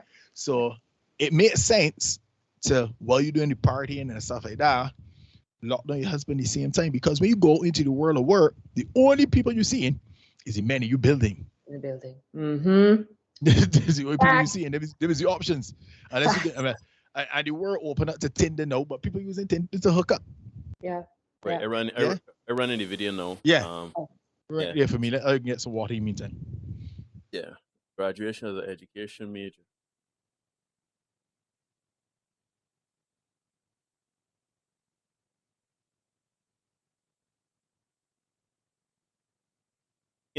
Sometimes I wonder if, I always like a good conspiracy theory, but I often wonder if feminism was started to kind of displace the modern Black woman. So it's funny that you mentioned that, because literally today, just like you were saying earlier, today I was having this conversation with a co-worker of Uncle Mike's, another guy at the dealership, and he was talking about, he's in his 60s, early 60s, and he was talking about the mother of his youngest child, who is 8 years old. I found out that he has an 8-year-old son. And he was mentioning the same thing. He was saying the same thing about how feminism has screwed over Black women. It's been another way of that mind screw, right? Of having women believe that under the pretense of this whole wanting to be equal, wanting to be validated, wanting to be recognized in certain ways. But then all of a sudden, somewhere along the line, that validation, recognition, Black women have turned it into this morphed kind of this thing that badge of honor. Yeah, this badge of honor, this completely weighted badge of honor that makes no sense. And he was saying that the experience with the mother of his 8-year-old is taxing to an extent because she nitpicks at things that have either no basis in reality or starts to try and break down his relationship with his son. And so it's interesting to see how modern feminism for Black women has taken on this framing of attack, right? Of male identity, of the Black man, really. And what that means for the ways in which we move and don't move in partnership. And something that Derek had alluded to last night with the podcast about the weight of sex is that we're making things so complicated, particularly between Black men and women, that we're missing the fundamental truth and fact we are supposed to be together. Right? We add so much shit to it because of feminism, because of this, because of that, when fundamentally the core of it at the end of the day is that we are supposed to be together, like biologically, spiritual, like fundamentally, that is the fact, the baseline, bottom line of things. But we've convoluted things, to your point, Neil, earlier, with such delusion that I don't know if we've even, if it's fair to say straight, I think we're just gone out to the field. Like it licked for six, gone out. No. We have lost the plot. Let me explain why. Yeah. Right? Yeah. Black women don't want Black men. So sorry, that's not true. Black women are highly critical of Black men, right? But when Black men say, all right, when they don't want me, when they don't need me, let's go and find other women. Right. That is a problem. Who is going to protect us, Black men? You know what I mean? Yeah. My take on it is and it is so frustrating, right? It is so frustrating because the modern woman, even the best of the modern woman, has been indoctrinated by modern feminism to some degree, right? Now, we all know it's well documented the issues men have in terms of being maladjusted and everything like that. I'm not going to put it out on feminism because, especially in the Black community, there's a lot of things that would have happened to destabilize the Black family, having single mothers. We could talk. There are so many ways we could go about it. The incentive to be a single mother, and all of that. We didn't have good role models because of the single mothers, etc. I ain't gonna go that far. But what it will say is, women need to take accountability for where they are in terms of buying the gravy train and still buying the gravy train of modern feminism. Again, Derek and I, we're feminists. We believe that women deserve equal rights and justice in a society. Should make laws, make rules, should help build the society, help build the infrastructure. We are all for it. Derek and I are products of strong Black women. Yeah? So we don't have a problem with that. We have a problem when, as I said earlier today, I saw some women wear some things going on a cruise ship that I was like, no, that's all right for a carnival cruise if you get with you girls and you're having fun, you partying, etc.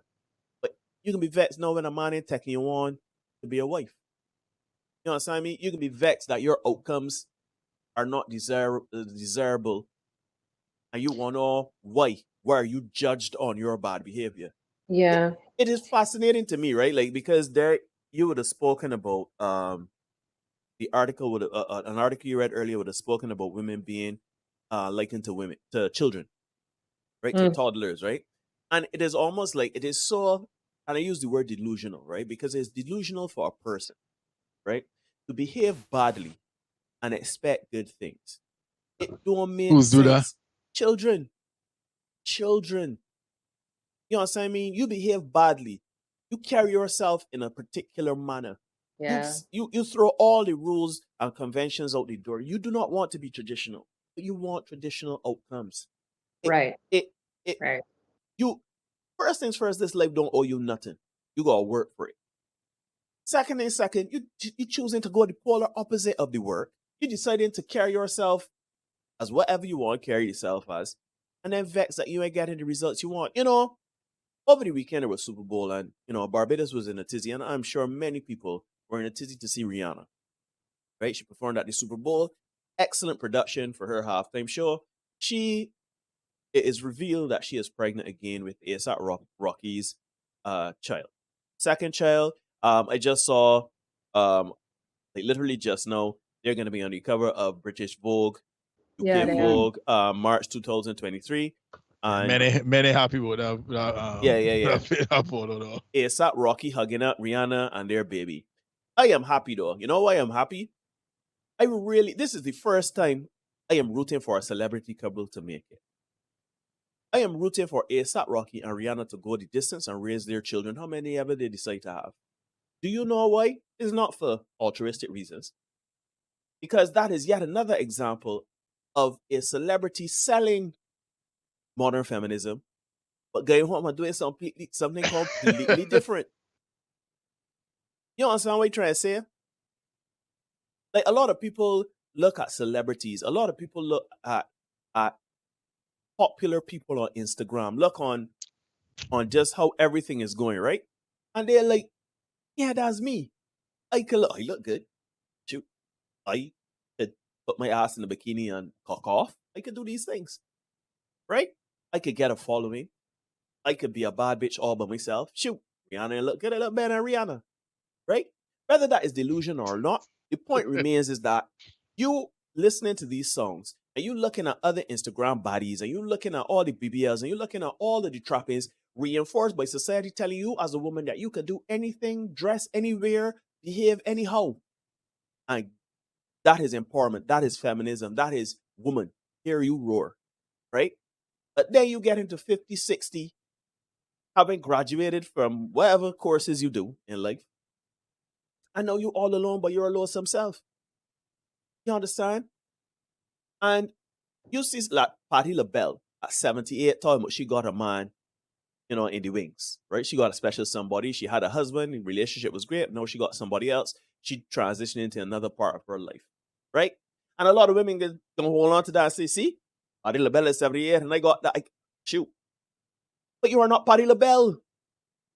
You are closer to me and Derek. And getting a man like me and Derek. Patti LaBelle out there getting a man.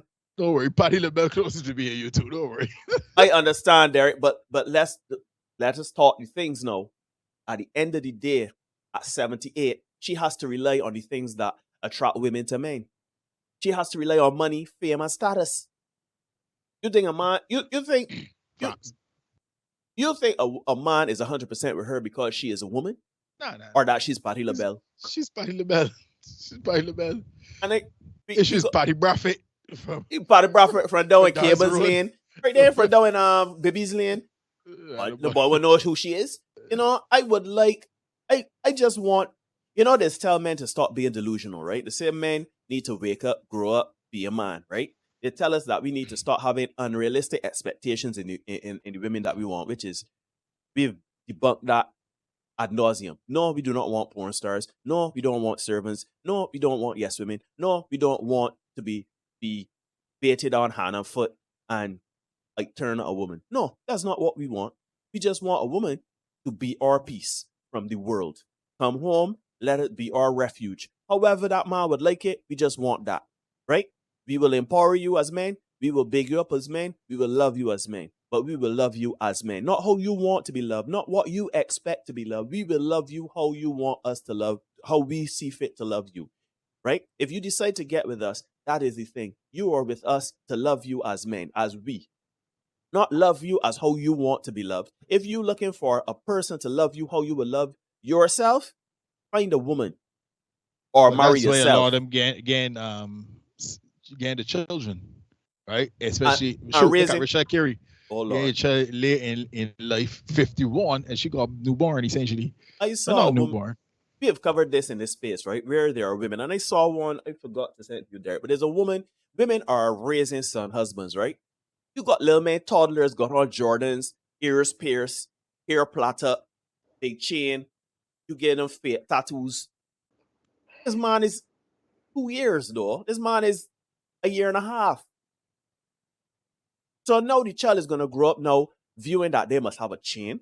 That is part of them being a man and somebody that's a worth is going to be tied up in tattoos, hair being braided, dressing. But you talking that's the physical. There is a psychologically demeaning element to the way that women are now raising their sons. Yeah, let me get there. I was working to a point, but that's exactly what I was saying. That's the physical. But what I'm saying is, when these little boys grow up to be men and they realize, I need a chain though, but I'm willing to go and work for it. So let me go and stick at somebody.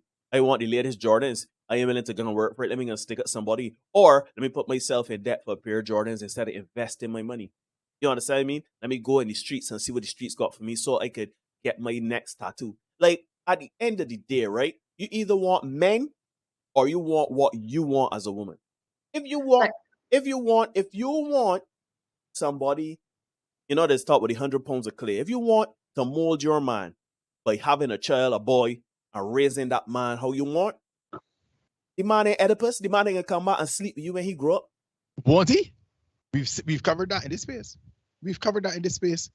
And that is the more egregious side I think Dr. Kerry is getting to. Yeah, that's what that's the side I was leaning to, is that there is and I see this even now in our age bracket. It has happened even now, and I think it's going to be worse in the next few years as the young men of today become 40 in the next 15 to 20 years.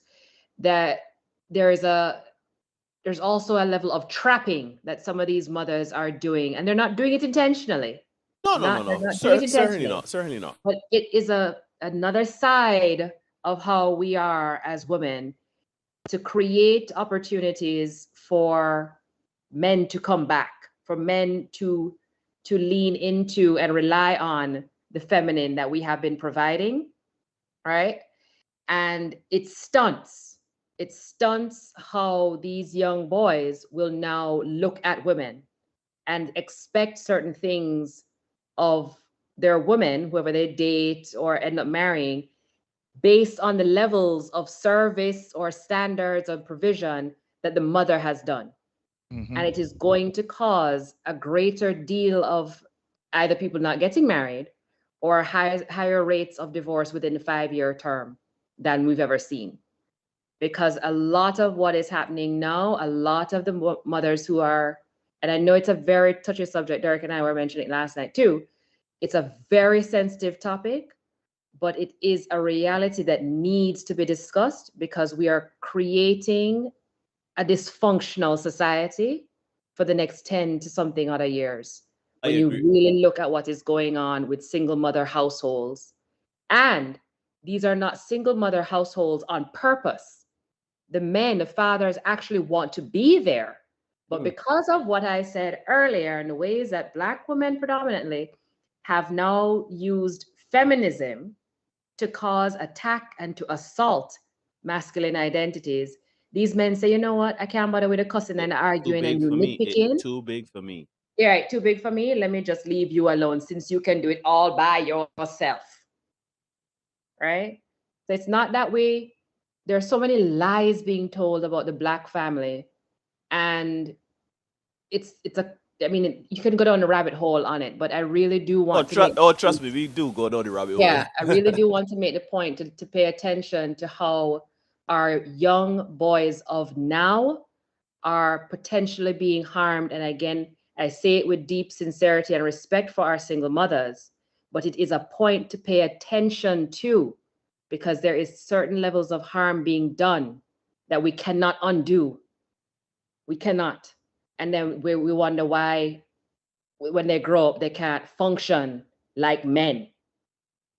Mm-hmm. Yep. And I see Lee saying as well that even an offshoot of that, we would say, is that the mother views potential girlfriends as competition as well. Yes. Yeah. Yeah, Yes, thank you. Yes. that is things that we would have seen too. At the end Yeah. of the day, right? Like you made a point there, Dr. Carey. I agree with you 100%. Right? Don't let me make it seem like we are at loggerheads. I do agree with you 100%. The only thing that I would challenge, and Mhm. and Derek told me this here almost 2 years ago, right? And I was kind of, no, Derek, there's still hope, right? But women don't want to have that conversation. They don't. Black women, Which one? any of it, Oh. because it shines a light on the woman being at fault, and it shines a light on the level of accountability that women need to do.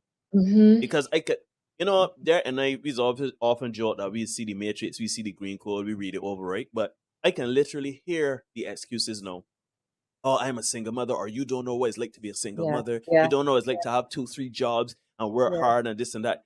We can hear all of the excuses. We Yeah. can hear all of it. Nobody wants to have the conversations when women are at fault. Whenever the feminine is at fault, because I can extend this to feminine.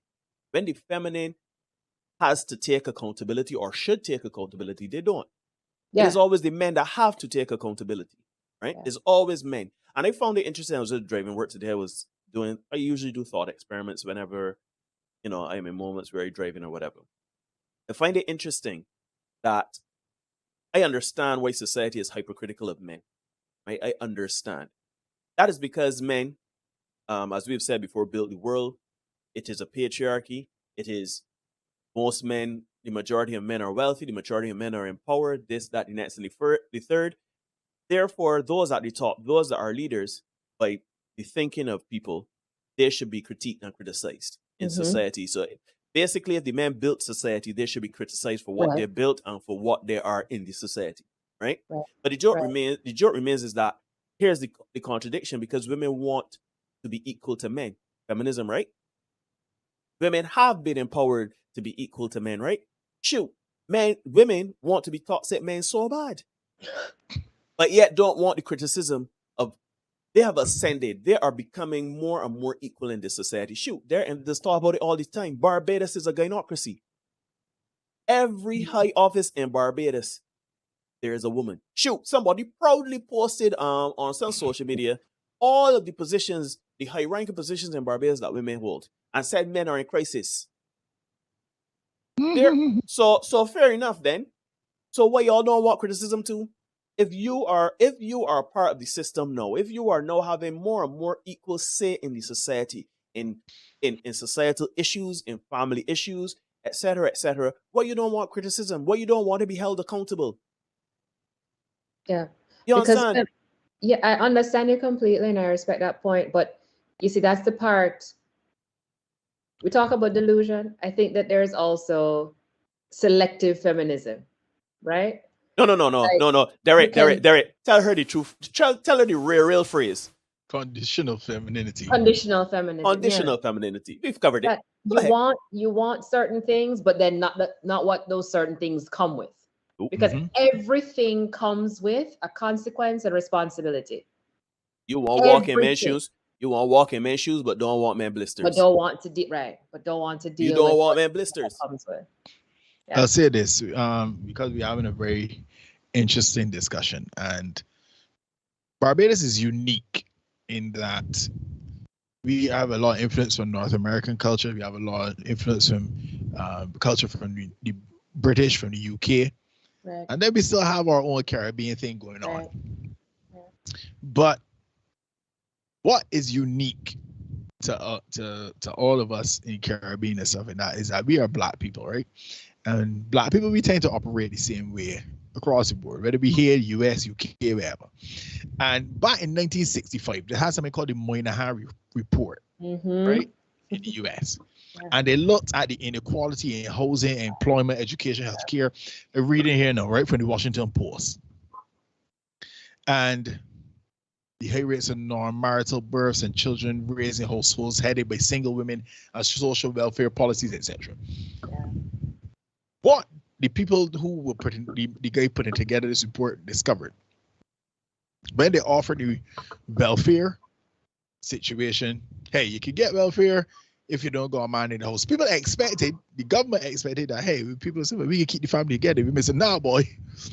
Get this check. Give me this check. Let me get this bag. Let me get the bag. get this man out of the house, right?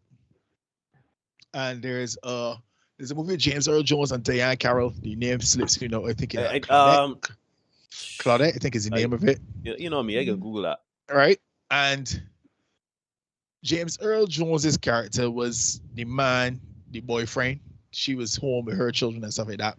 And I think it's the social worker, whoever comes over. Who was the woman again? Who's the woman? Diane Carroll. Diane Carroll. Yeah. And the social worker comes over to see, but hey, Claudine is correct. She's on. Right, Claudine. Do you qualify for this welfare? And she had to essentially try to hide James Earl Jones, get him pretend that he don't live there, so that she could qualify for this thing, right? Money. Or get that money. No. But the government found that surprising, right? No, check this out. Because this was interesting to me. About 20% of Black children were born to unmarried mothers in the early 1960s, right? In what country? This is the U.S. Oh, right? okay. Compared with 3% of white children, right? And that's the 60s. By 2009, nearly 3/4 of Black births occurred outside marriage. Nearly 75%, right? Hispanics fell between whites and Blacks, and the trend is rising because the whites went up to 3 times, so 30% of them, right? One of the things, let me find the other part here that I found interesting. This part. Why is that important? We have scores of studies that show that kids that grew up in single women-headed families don't fare as well, are more likely to do poorly in school and to drop out of school, to be arrested, to become single parents themselves. So we're in a cycle, folks. Yeah. Yeah. These factors reinforce the economic disadvantages that these kids face and impact the larger Black community. Yeah. We are not going to have an effective solution to the growing inequality and poverty in the U.S. And this extends past the U.S. We know that by now, unless we can do something about family structure. Right. You see where we are. And the ways in which that they're now trying to flip that here in the U.S. context is this abortion law that they've pulled back on now. Right, because Roe v. Wade. The Roe v. Wade, because they've seen that what they do not discuss with that is that the rates of abortion, actually the higher rates of abortion actually happen in the white communities than they do in communities of color. Oh, we do have the So children. you're fed the narrative that the communities of color are the ones that are just out here popping abortions like birth control pills. And we have the children. No. That's right. We're the ones having the children. And what they're fearful of is the rates at which we are having the children, right? It is just like you said, Derek, it's outweighing the rates at which the white community are birthing their children. And that is setting off a major imbalance here in the US. But here's the amazing part, Dr. Kerry. Our women are the ones who are extreme, well, they are joining the fight, being extremely upset that this thing has been overturned. Yes, absolutely. Absolutely. But I do not think that they know what they're even arguing for. Yeah, we know. But here's the thing. That not only goes for, Derek, I must say, dog, I love this channel. I love what we do because we've covered this in so many ways. So many ways, yeah. Because watch, right? Black women get on trends and they get on fat phobia, they get on transgender, they get on homosexuality, lesbianism, they get on all of these trends. All of these, sorry, don't let me say trends, that's disingenuous. They get on these social issues. The causes. Right? These causes. Started by whom? Started by whom? But not only that, right? I agree with you, right? But not only that, but these same communities that they hop on the bandwagon and advocate for turn against them. Wait, it's Saucy Santana you show saying, I can show you how to keep a man. We had another man saying, let me show you how to get a man, right? There was, it's all fine and good for people to be transgender until they can show you how to be a woman and be more feminine than women. they're cosplaying women, right? I don't want to know in a Civil War, like when it's Yeah. Captain America and Iron Man, right? So listen, I can get to this point because there's something here Rihanna said. I know Derek even go in the chat, right? But there's something that Rihanna said. More girls enter tertiary education than men. We are teaching women to become strong and educated, but we aren't doing it for the men. No, I can hit on this, right? True. Back in the day, when I found this out, it blew my head. Derek and I, we come from Queens College. Now, Queens College back in the day used to be primarily a female, all woman school, all girls school, right? And they used to teach things like home economics. They used to teach, etiquette. They used to teach various things that prepared a woman to be a wife, right? Cooking, sewing, that sort of stuff, right? Now, women fought against that. They wanted to be educated like men. They wanted to do STEM subjects. They wanted to do open the humanities and do certain things, right? That is fine. We found that people shoot. I remember there. I don't know if you remember, but we had a boy in first form. When my came from the United States and see he ain't doing a home ec, right? And that was a big to do. But anyhow, story for another time. But the point remains is that it's not only that women have fought to stop being taught to be wives. Show me anywhere in modern society where men and women are taught to be husbands and wives. We are being taught to look for what we want. I want a wife that does X. I want a husband that does Y. We are taught to look for the things, the traditional things we see from our fathers and grandfathers or grandmothers and mothers, right? We see and look for what we want. But we are not asking, what am I? How am I going to be a husband? How am I going to be a wife? Those questions aren't being asked anymore, and those are damn near being condemned. How dare you want a woman? You want me to learn to cook and clean? You want me to learn to do this and that and the next and the third? How dare you? Right? So it's not only that we are not teaching men and educating men on tertiary levels, but I find there's a disconnect in the Black community specifically where we have that. Men were taught to be husbands by observing their father with their mother. Women were taught to be wives by society and by older women. Eric covered it again. Older women teaching younger women how to throw it back. Quite literally today, I saw, and it was gross. I actually thought it was Photoshop or like CGI or whatever. There's a woman that looks like well in her 60s, and she looks old in her face. Old. And she about there clapping her behind and wearing like boxy dropouts and stuff like that. Hair gray. Go, girl. The woman looked terrible. Get it, girl. She is somebody's great grandmother, and she about there clapping she butt cheeks and wearing scandalous things, right? That is what the older generations of men and women are teaching young boys. Shoot, in the Caribbean, and again, this has been well documented. We in the Caribbean, we teaching boys to be village rams. We teaching boys to drink. We teaching boys to go on, cheap on the ways and do certain things, right? That has been called out for generations. For the last 15 years, especially, it's been called out in Barbados. Don't be a village ram. Don't be this. Don't be that. Toxic masculinity, all those things. Shoot, not even only in the Caribbean, but in the world. Those toxic traits have been cut off and said, you know what, men, stop that. We're going to do better. But women have remained unchecked. Women have remained fully. Where is the accountability for women? Where are people saying, sweet girl, have a little respect for yourself? Yeah, so you see, this is the thing. The way that women are being checked is not, it cannot be. And so it is not the same way that men are being checked. Women are being checked. It comes in the space of, the slut shaming. It comes in the space of the body shaming. Those things don't exist anymore, Dr. Carrie-Ann, it's 2023, there's no such thing as slut shaming. Those things exist, and those things are the processes by which women use to so-called check each other, but they are just no longer valued or respected or tolerated because of feminism, right? Like you can no longer check me because I'm an empowered woman. Because they've invalidated that. They've invalidated anytime you want to slut shame or shame somebody's body or anything like that, you're canceled. Right. There was something you said earlier, Neil, that triggered a memory of a conversation you and I had some years back too about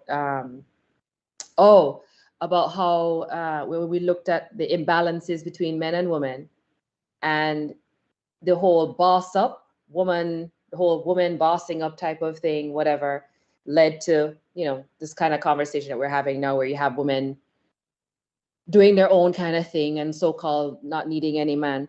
But what happened in the process was that men were kind of left behind, in that there were no opportunities provided for men to be reconditioned to now to match this new version or modified or elevated version of woman, right?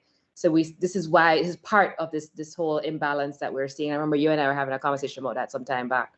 And it's the same thing that's going on now, where men still, some men are, you know, being a lot more vocal about stuff, right?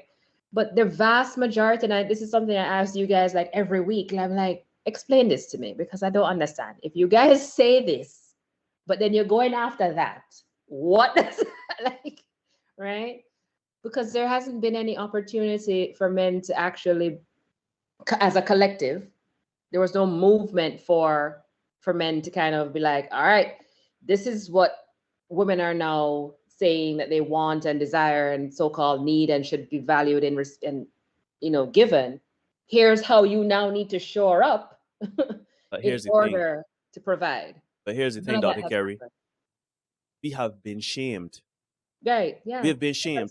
It's not that man didn't have, it is, because watch, right? Women have been taught to boss up, handle your business, go get it, get the bag, sis, use a boss, bitch, this and that and the next. Yep. If we tell our boys that, like, yo, dog, use the man, go there and get it, use the prize, use the man, that's toxic masculinity, that's narcissism. You understand what I'm saying? Men have been, again, I want to be very, very clear, because men are also responsible for where we are in this situation too. Right. But let us not have, to me, how we see it is that there is a lot of blame to go around for both men and women being in the position that we're in, right? Both men and women are culpable in this situation. Absolutely. But we have not had a space, because anytime men, my son is 7 years old. 7 years old. And my son is going through a phase now where he comes to both me and his mother and he questions if what he is doing is rude or aggressive or anything like that. And I was thinking the other day when he came to me, like, it's almost everything he said or did. He was like, Daddy, was that rude? Daddy, did I do something wrong? Like, everything, right? We were fighting and all sorts of stuff. And I said to myself, you know what?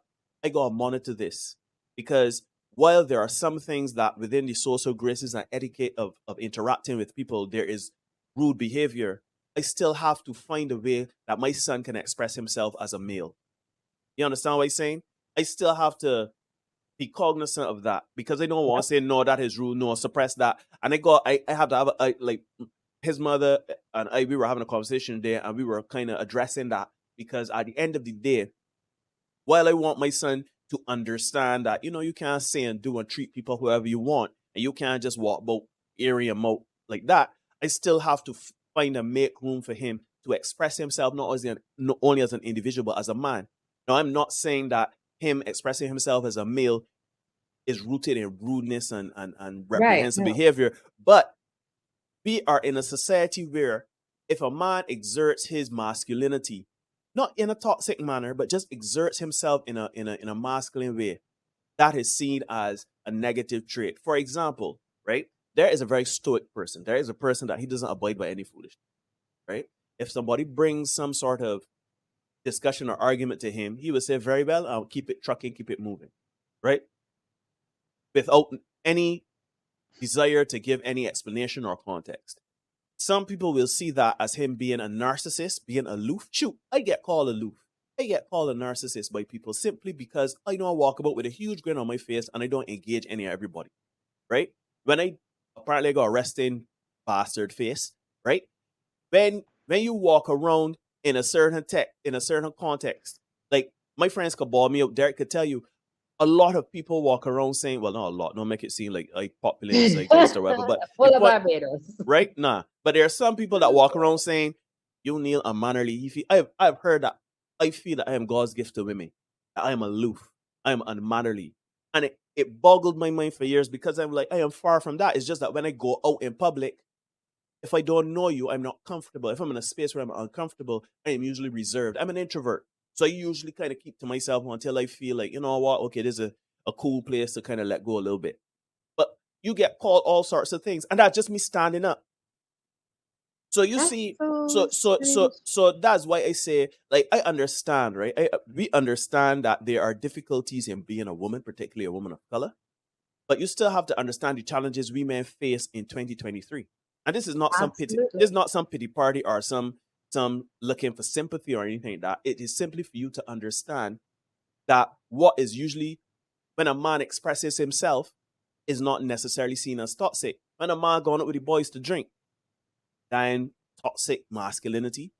Because by that same token, when a woman go out with her girls and throwing it back and pushing back and skinning out and all sorts of things, was that as toxic femininity? Like, at some point, you have to be able to express ourselves as men and women without it being labeled. And we live in an era of labels, and that is the problem. Everything is quick to be labeled, and nobody wants to have the discussion to even define these labels or to understand the context of these labels or even get to the root of why these labels are being thrown around or assigned.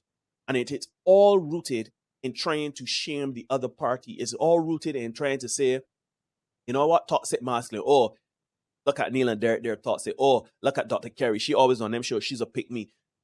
Nobody want. We are dismissed. Why? Because we are holding the feminine accountable, right? But we may get held accountable every single striking day, as you say, Dr. Carey. And it is frustrating because we want to have the conversation. Shoot, Derek to say, we want to come to some common ground with our women. We want there to be harmony. Look at every race on the planet. Every race got them problems, but by and large, their nuclear family is intact and they're staying married and there are not as many divorces. Yes, everything is raising from like the 60s, 70s, 80s, but by and large, when you hold black people against other races, we are a joke. In every form, we are the butt of jokes, whether it be finance, not education, but finance, when it comes to when it comes to relationships, when it comes to just being a race, we are so far behind the 8 ball. It is laughable. That's one of the things that we touched on, Dr. Carey and myself, last night. In that, when people talk about anything of import, they come to our entertainers for their opinions. Let me be real. Well, want to hear me, Derek? Be average. And we are celebrating mediocrity. Not only that, no offense to the man, but you know, he's a great basketball player and all that, if you consider him that. But he got a high school education. So when you come here, you talk to the man about geopolitical issues and human rights relations in China. When you check out microphone LeBron face, what response you expect to get? You man, your foreign policy? Maxine Waters sat down with Cardi B. No, Megan Thee Stallion. That's Megan Thee Stallion. Same thing. But it's all but to do with WAP. To discuss WAP and how empowering it is. These are the things that we come and we say, yeah, this is good. And then when you fast forward down the road, further on up the road, they come in and they give you these stories like Taraji and Rochelle Carey and Tracy Ellis Ross, Lala Anthony that can't find a fella. Who we talk about tonight? Tia Mowry. Tia Mowry. You know what I mean? I knew you touched on the thing when you were talking about Rihanna and ASAP Rocky and how you want it to work, right? I sent you something from the New York Post. I found this interesting. Oh, I know, seeing it. Sorry, I gotta get this on screen. Hold on. Put this on screen for me, folks.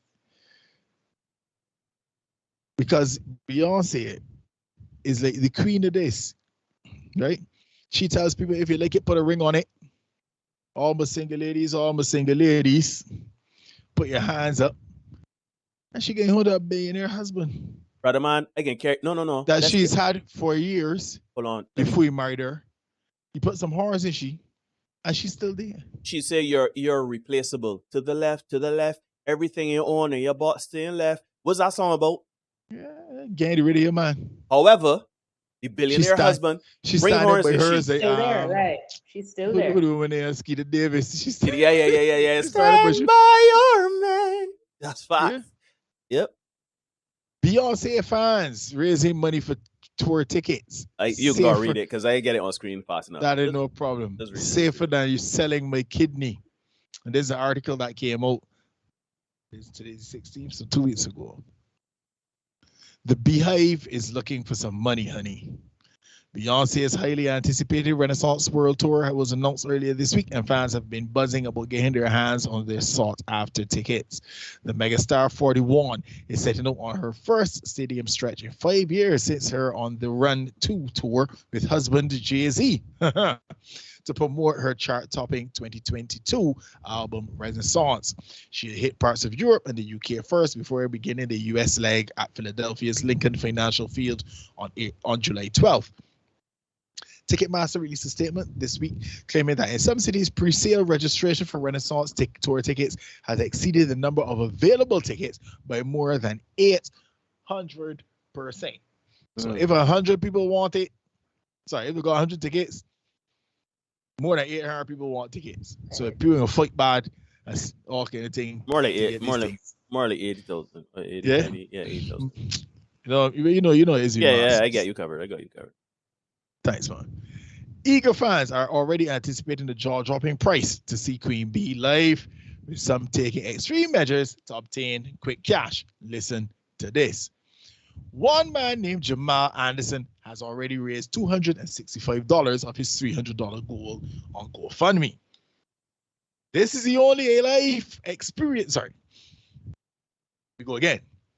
This is the only life experience I care about living before I die, he wrote on the fundraiser page. I will get those front row tickets either way, but this way is safer than selling my kidney on the black market. All jokes aside, just being in the building would be the most amazing thing ever, he added. So help a brother out if you can. Remember, cents turn into dollars. Every little bit counts. And so this fella who sounds, this is not a Senate member, but he is prepared to do something strange for a little piece of change. I hope he's aware that after freeness is penis. So, but from the looks of it, I'm certain he wouldn't mind too much, right? Ashley St. Hilaire, a fellow fundraiser, is seeking $2,000, but had only gathered $60 in donations as of Saturday afternoon. In her online plea, she claims the funds will go to tickets, travel expenses, and a show-worthy outfit. Other fundraisers include April Kusar, who has racked up $140 already, and Raheem Solomon, who's netted $135. Right? So you hear how the people getting down.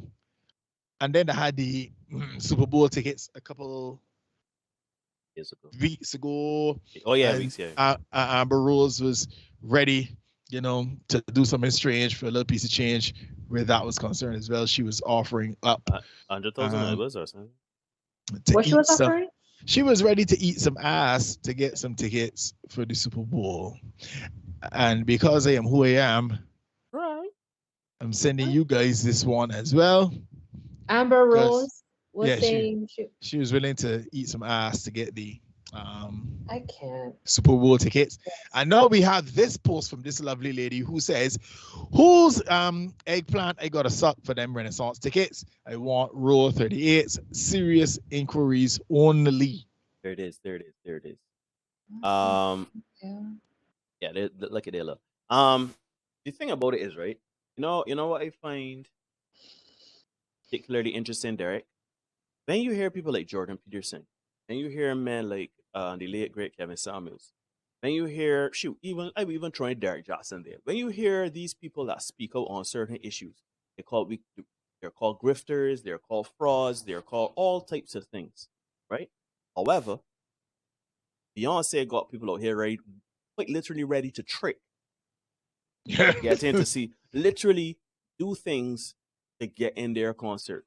To come and sing empowering tunes about, to the left, irreplaceable, and boom, boom, boom, boom, boom. She don't put in the small print that the man gotta be a billionaire, though. He gotta be a billionaire if you want to go back home to me. Understand? So it's something to me screams a little like a grift, like a con. When you have all of these women that singing with ass, so and so, and this and that next. And then singing with ass pussy, then talking about them men. Them men love their with ass pussy. Shoot. You see No, Cardi no, B? no, no, no. Come Hold on. on. Cardi Hold on. said she don't clean, but they got a video where she pushing a broom and she house. But brother man, whenever you hear there's a song called Motorsport. No, I like my trap music, right? It go any Migos. It got on Nicki Minaj, it got on Cardi B, right? And in that song, right, Cardi B speaks very sexually of what she would like to do, but she talks about how it's for all set. So when these women sing these songs, right, they're going back home to their man. But yet still you single. Are you talking about if you like it, you should have put a ring on it, and boom, boom, boom, boom, boom, and you looking for the outcomes that Beyonce got, not knowing that Beyonce is a mother of 3, a devoted wife, through infidelity, right? And you, or I know the quickest thing they can say is, oh, but you know, he's a billionaire. You think you can get a billionaire, sweet girl? You really, in your heart of hearts, believe that you are on the level of Beyonce. What talent you got? But she's a millionaire, a multi-millionaire, so she could laugh. But she did it. That's the thing, yo. I am so glad you brought it up. That is the thing, Derek, because it's not about money. If it were about money, Beyonce got it, you know. At that time, two of them was neck and neck in earnings. Even if he was a billionaire, she well worth over $100 and somebody $million. So she'd be 300 and something million. 300 and something. So she'd be all right, especially if she divorced the billionaire, she'd be all right. Why she stayed with Jay-Z? Because you're building legacy. You got your children to look after. You're building family. And he said that on 444. He has a song called Legacy. And he sings about it. You see, we don't have a legacy as Black people. What is our legacy? If humanity was to be wiped out now, and all of us could be in a spiritual realm looking back at the legacies of our races, what is Black people's legacy? I know we can go all the way back to Massa Musa, and we can go back to the Black Israelites. We can go back to Black people that actually did something. Shoot, we might even go back to slavery and say, look at Harriet Tubman. Harriet Tubman. And we can look at Dr. Martin Luther King, and we can look at them men. We can look at them people 50, 60 and longer and say, that's the legacy. No, sweet girl. No, sweet boy. Our legacy is what you see today. Because that's what them people, Rosa Parks sitting on the front of the bus for me to use twerking as a sexual healing and practice. That's what our legacy is. When you look at white people, right? What's their legacy? Come on now. When you look at Jewish people, what's their legacy? When you look at Indian people, what's their legacy? Jewish people's legacy is coming from Holocaust. What other legacy do they have? They run entertainment. You mean? They run entertainment. But that's not what they're going to be known for. You're talking about what the no. Hold on. No. You're conflating two things. I'm not what we are known for. What is our legacy? If humanity was to end now, right, and I'm saying to you that the way that people interpret legacy is what you're known for. No. That's not. And we are known. I understand what you're saying, baby, but I'm telling you that the way that it is understood is that legacy means what you are known for. I get what you're saying. I get what you're saying. I see what you're saying. I on the same page with you know, and that's exactly the point. The point is we are standing on the shoulders of history, but we are not building a legacy.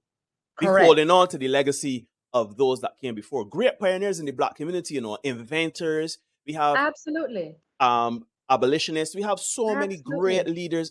Philosophers, mathematicians. Yep. We are some of the best human beings to ever walk this planet. Right? That is why we are the most oppressed. Because we do have a very strong and deep legacy. It is rich. And we have over years and years and years, centuries upon centuries, as I was saying just this week to some folks that I work with in the equity space here in the US. And when you think about the stories that have been told about Black identity, these stories have been told to keep those rich components of our actual legacies silent, to make us feel as if we don't come from legacy. and that what we're known for is stuff like what I was just saying, slavery, twerking as a healing practice, and entertainment. And entertainment. I mean, I don't know if you guys heard, but the governor here, this is why Florida is not a real place. The governor here has stripped the study of Black history, African American history out of the schools. Sounds about right. Once again, the attack on Black identity. I'm telling you, because there's so much truth about the powers that we establish and continue to hold but do not exercise. Mm-hmm. This is what happens. There's power in the nuclear family here. And it is known, and that is why there's an attempt to, let me see how I can word this so that, flagging on there so nobody can say that I say it. There is an attempt to preserve the power position of the later complected. Yes. There are two words you can say to kind of crystallize that. The perceived power. Yeah. Yeah. And yeah. Because and you touched on it in terms of preserving. That's why Roe v. Wade and that kind of thing, because you got to cut down the numbers, right? It's a numbers game. It's a numbers game that they've been playing all this time. And it's also a recognition that there's greatness in us, right? But they feed us all of these lies, and our women run with these lies because it makes them feel good. But in the process, it breaks down. Our family, and by extension, it will break down our community. There's no longer a Black community. Exactly. Right? And then we wonder. That's a phrase you rarely hear me use. Black community. Lee likes to use that phrase a lot. I don't, because I don't think it exists. I agree with you. I use it because it's just when you're talking with they want to catch all phrases. But you are correct. We do not have a community. Our identity is, I don't even know what is our identity. Yeah, and is an attempt to preserve, status quo. Yeah, and to keep the supremacy going. And that's the real smoke. That's the real smoke and mirrors here. And we're not getting it. We're not getting it. Because it's not about black and white. It is not about religion. It's not exactly. It's about who have and who do not have. Yep. Absolutely. So, folks, it's 15 minutes past the hour 10 in Barbados, the rest of Eastern Caribbean. This has been the Senate podcast live stream. We had a riveting discussion as usual when we have Dr. Kerry in the crank. This is episode 184, Sex in the City.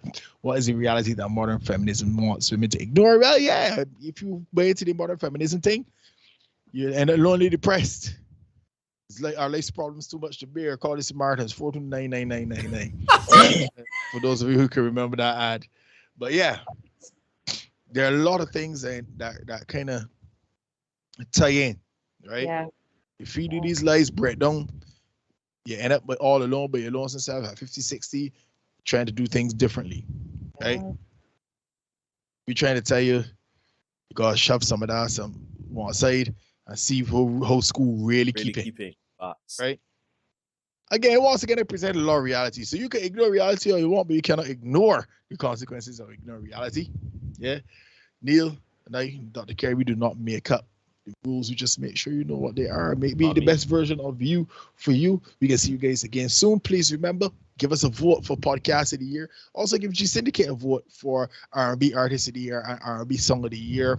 And stay tuned for more information coming out about the King's Gathering. We're going to have more information coming in over the next few weeks. And as always, folks, please remember, be good. Have a good weekend. We'll see you later. And if you can't be good, be safe. Please. All right. Peace. Oh, good.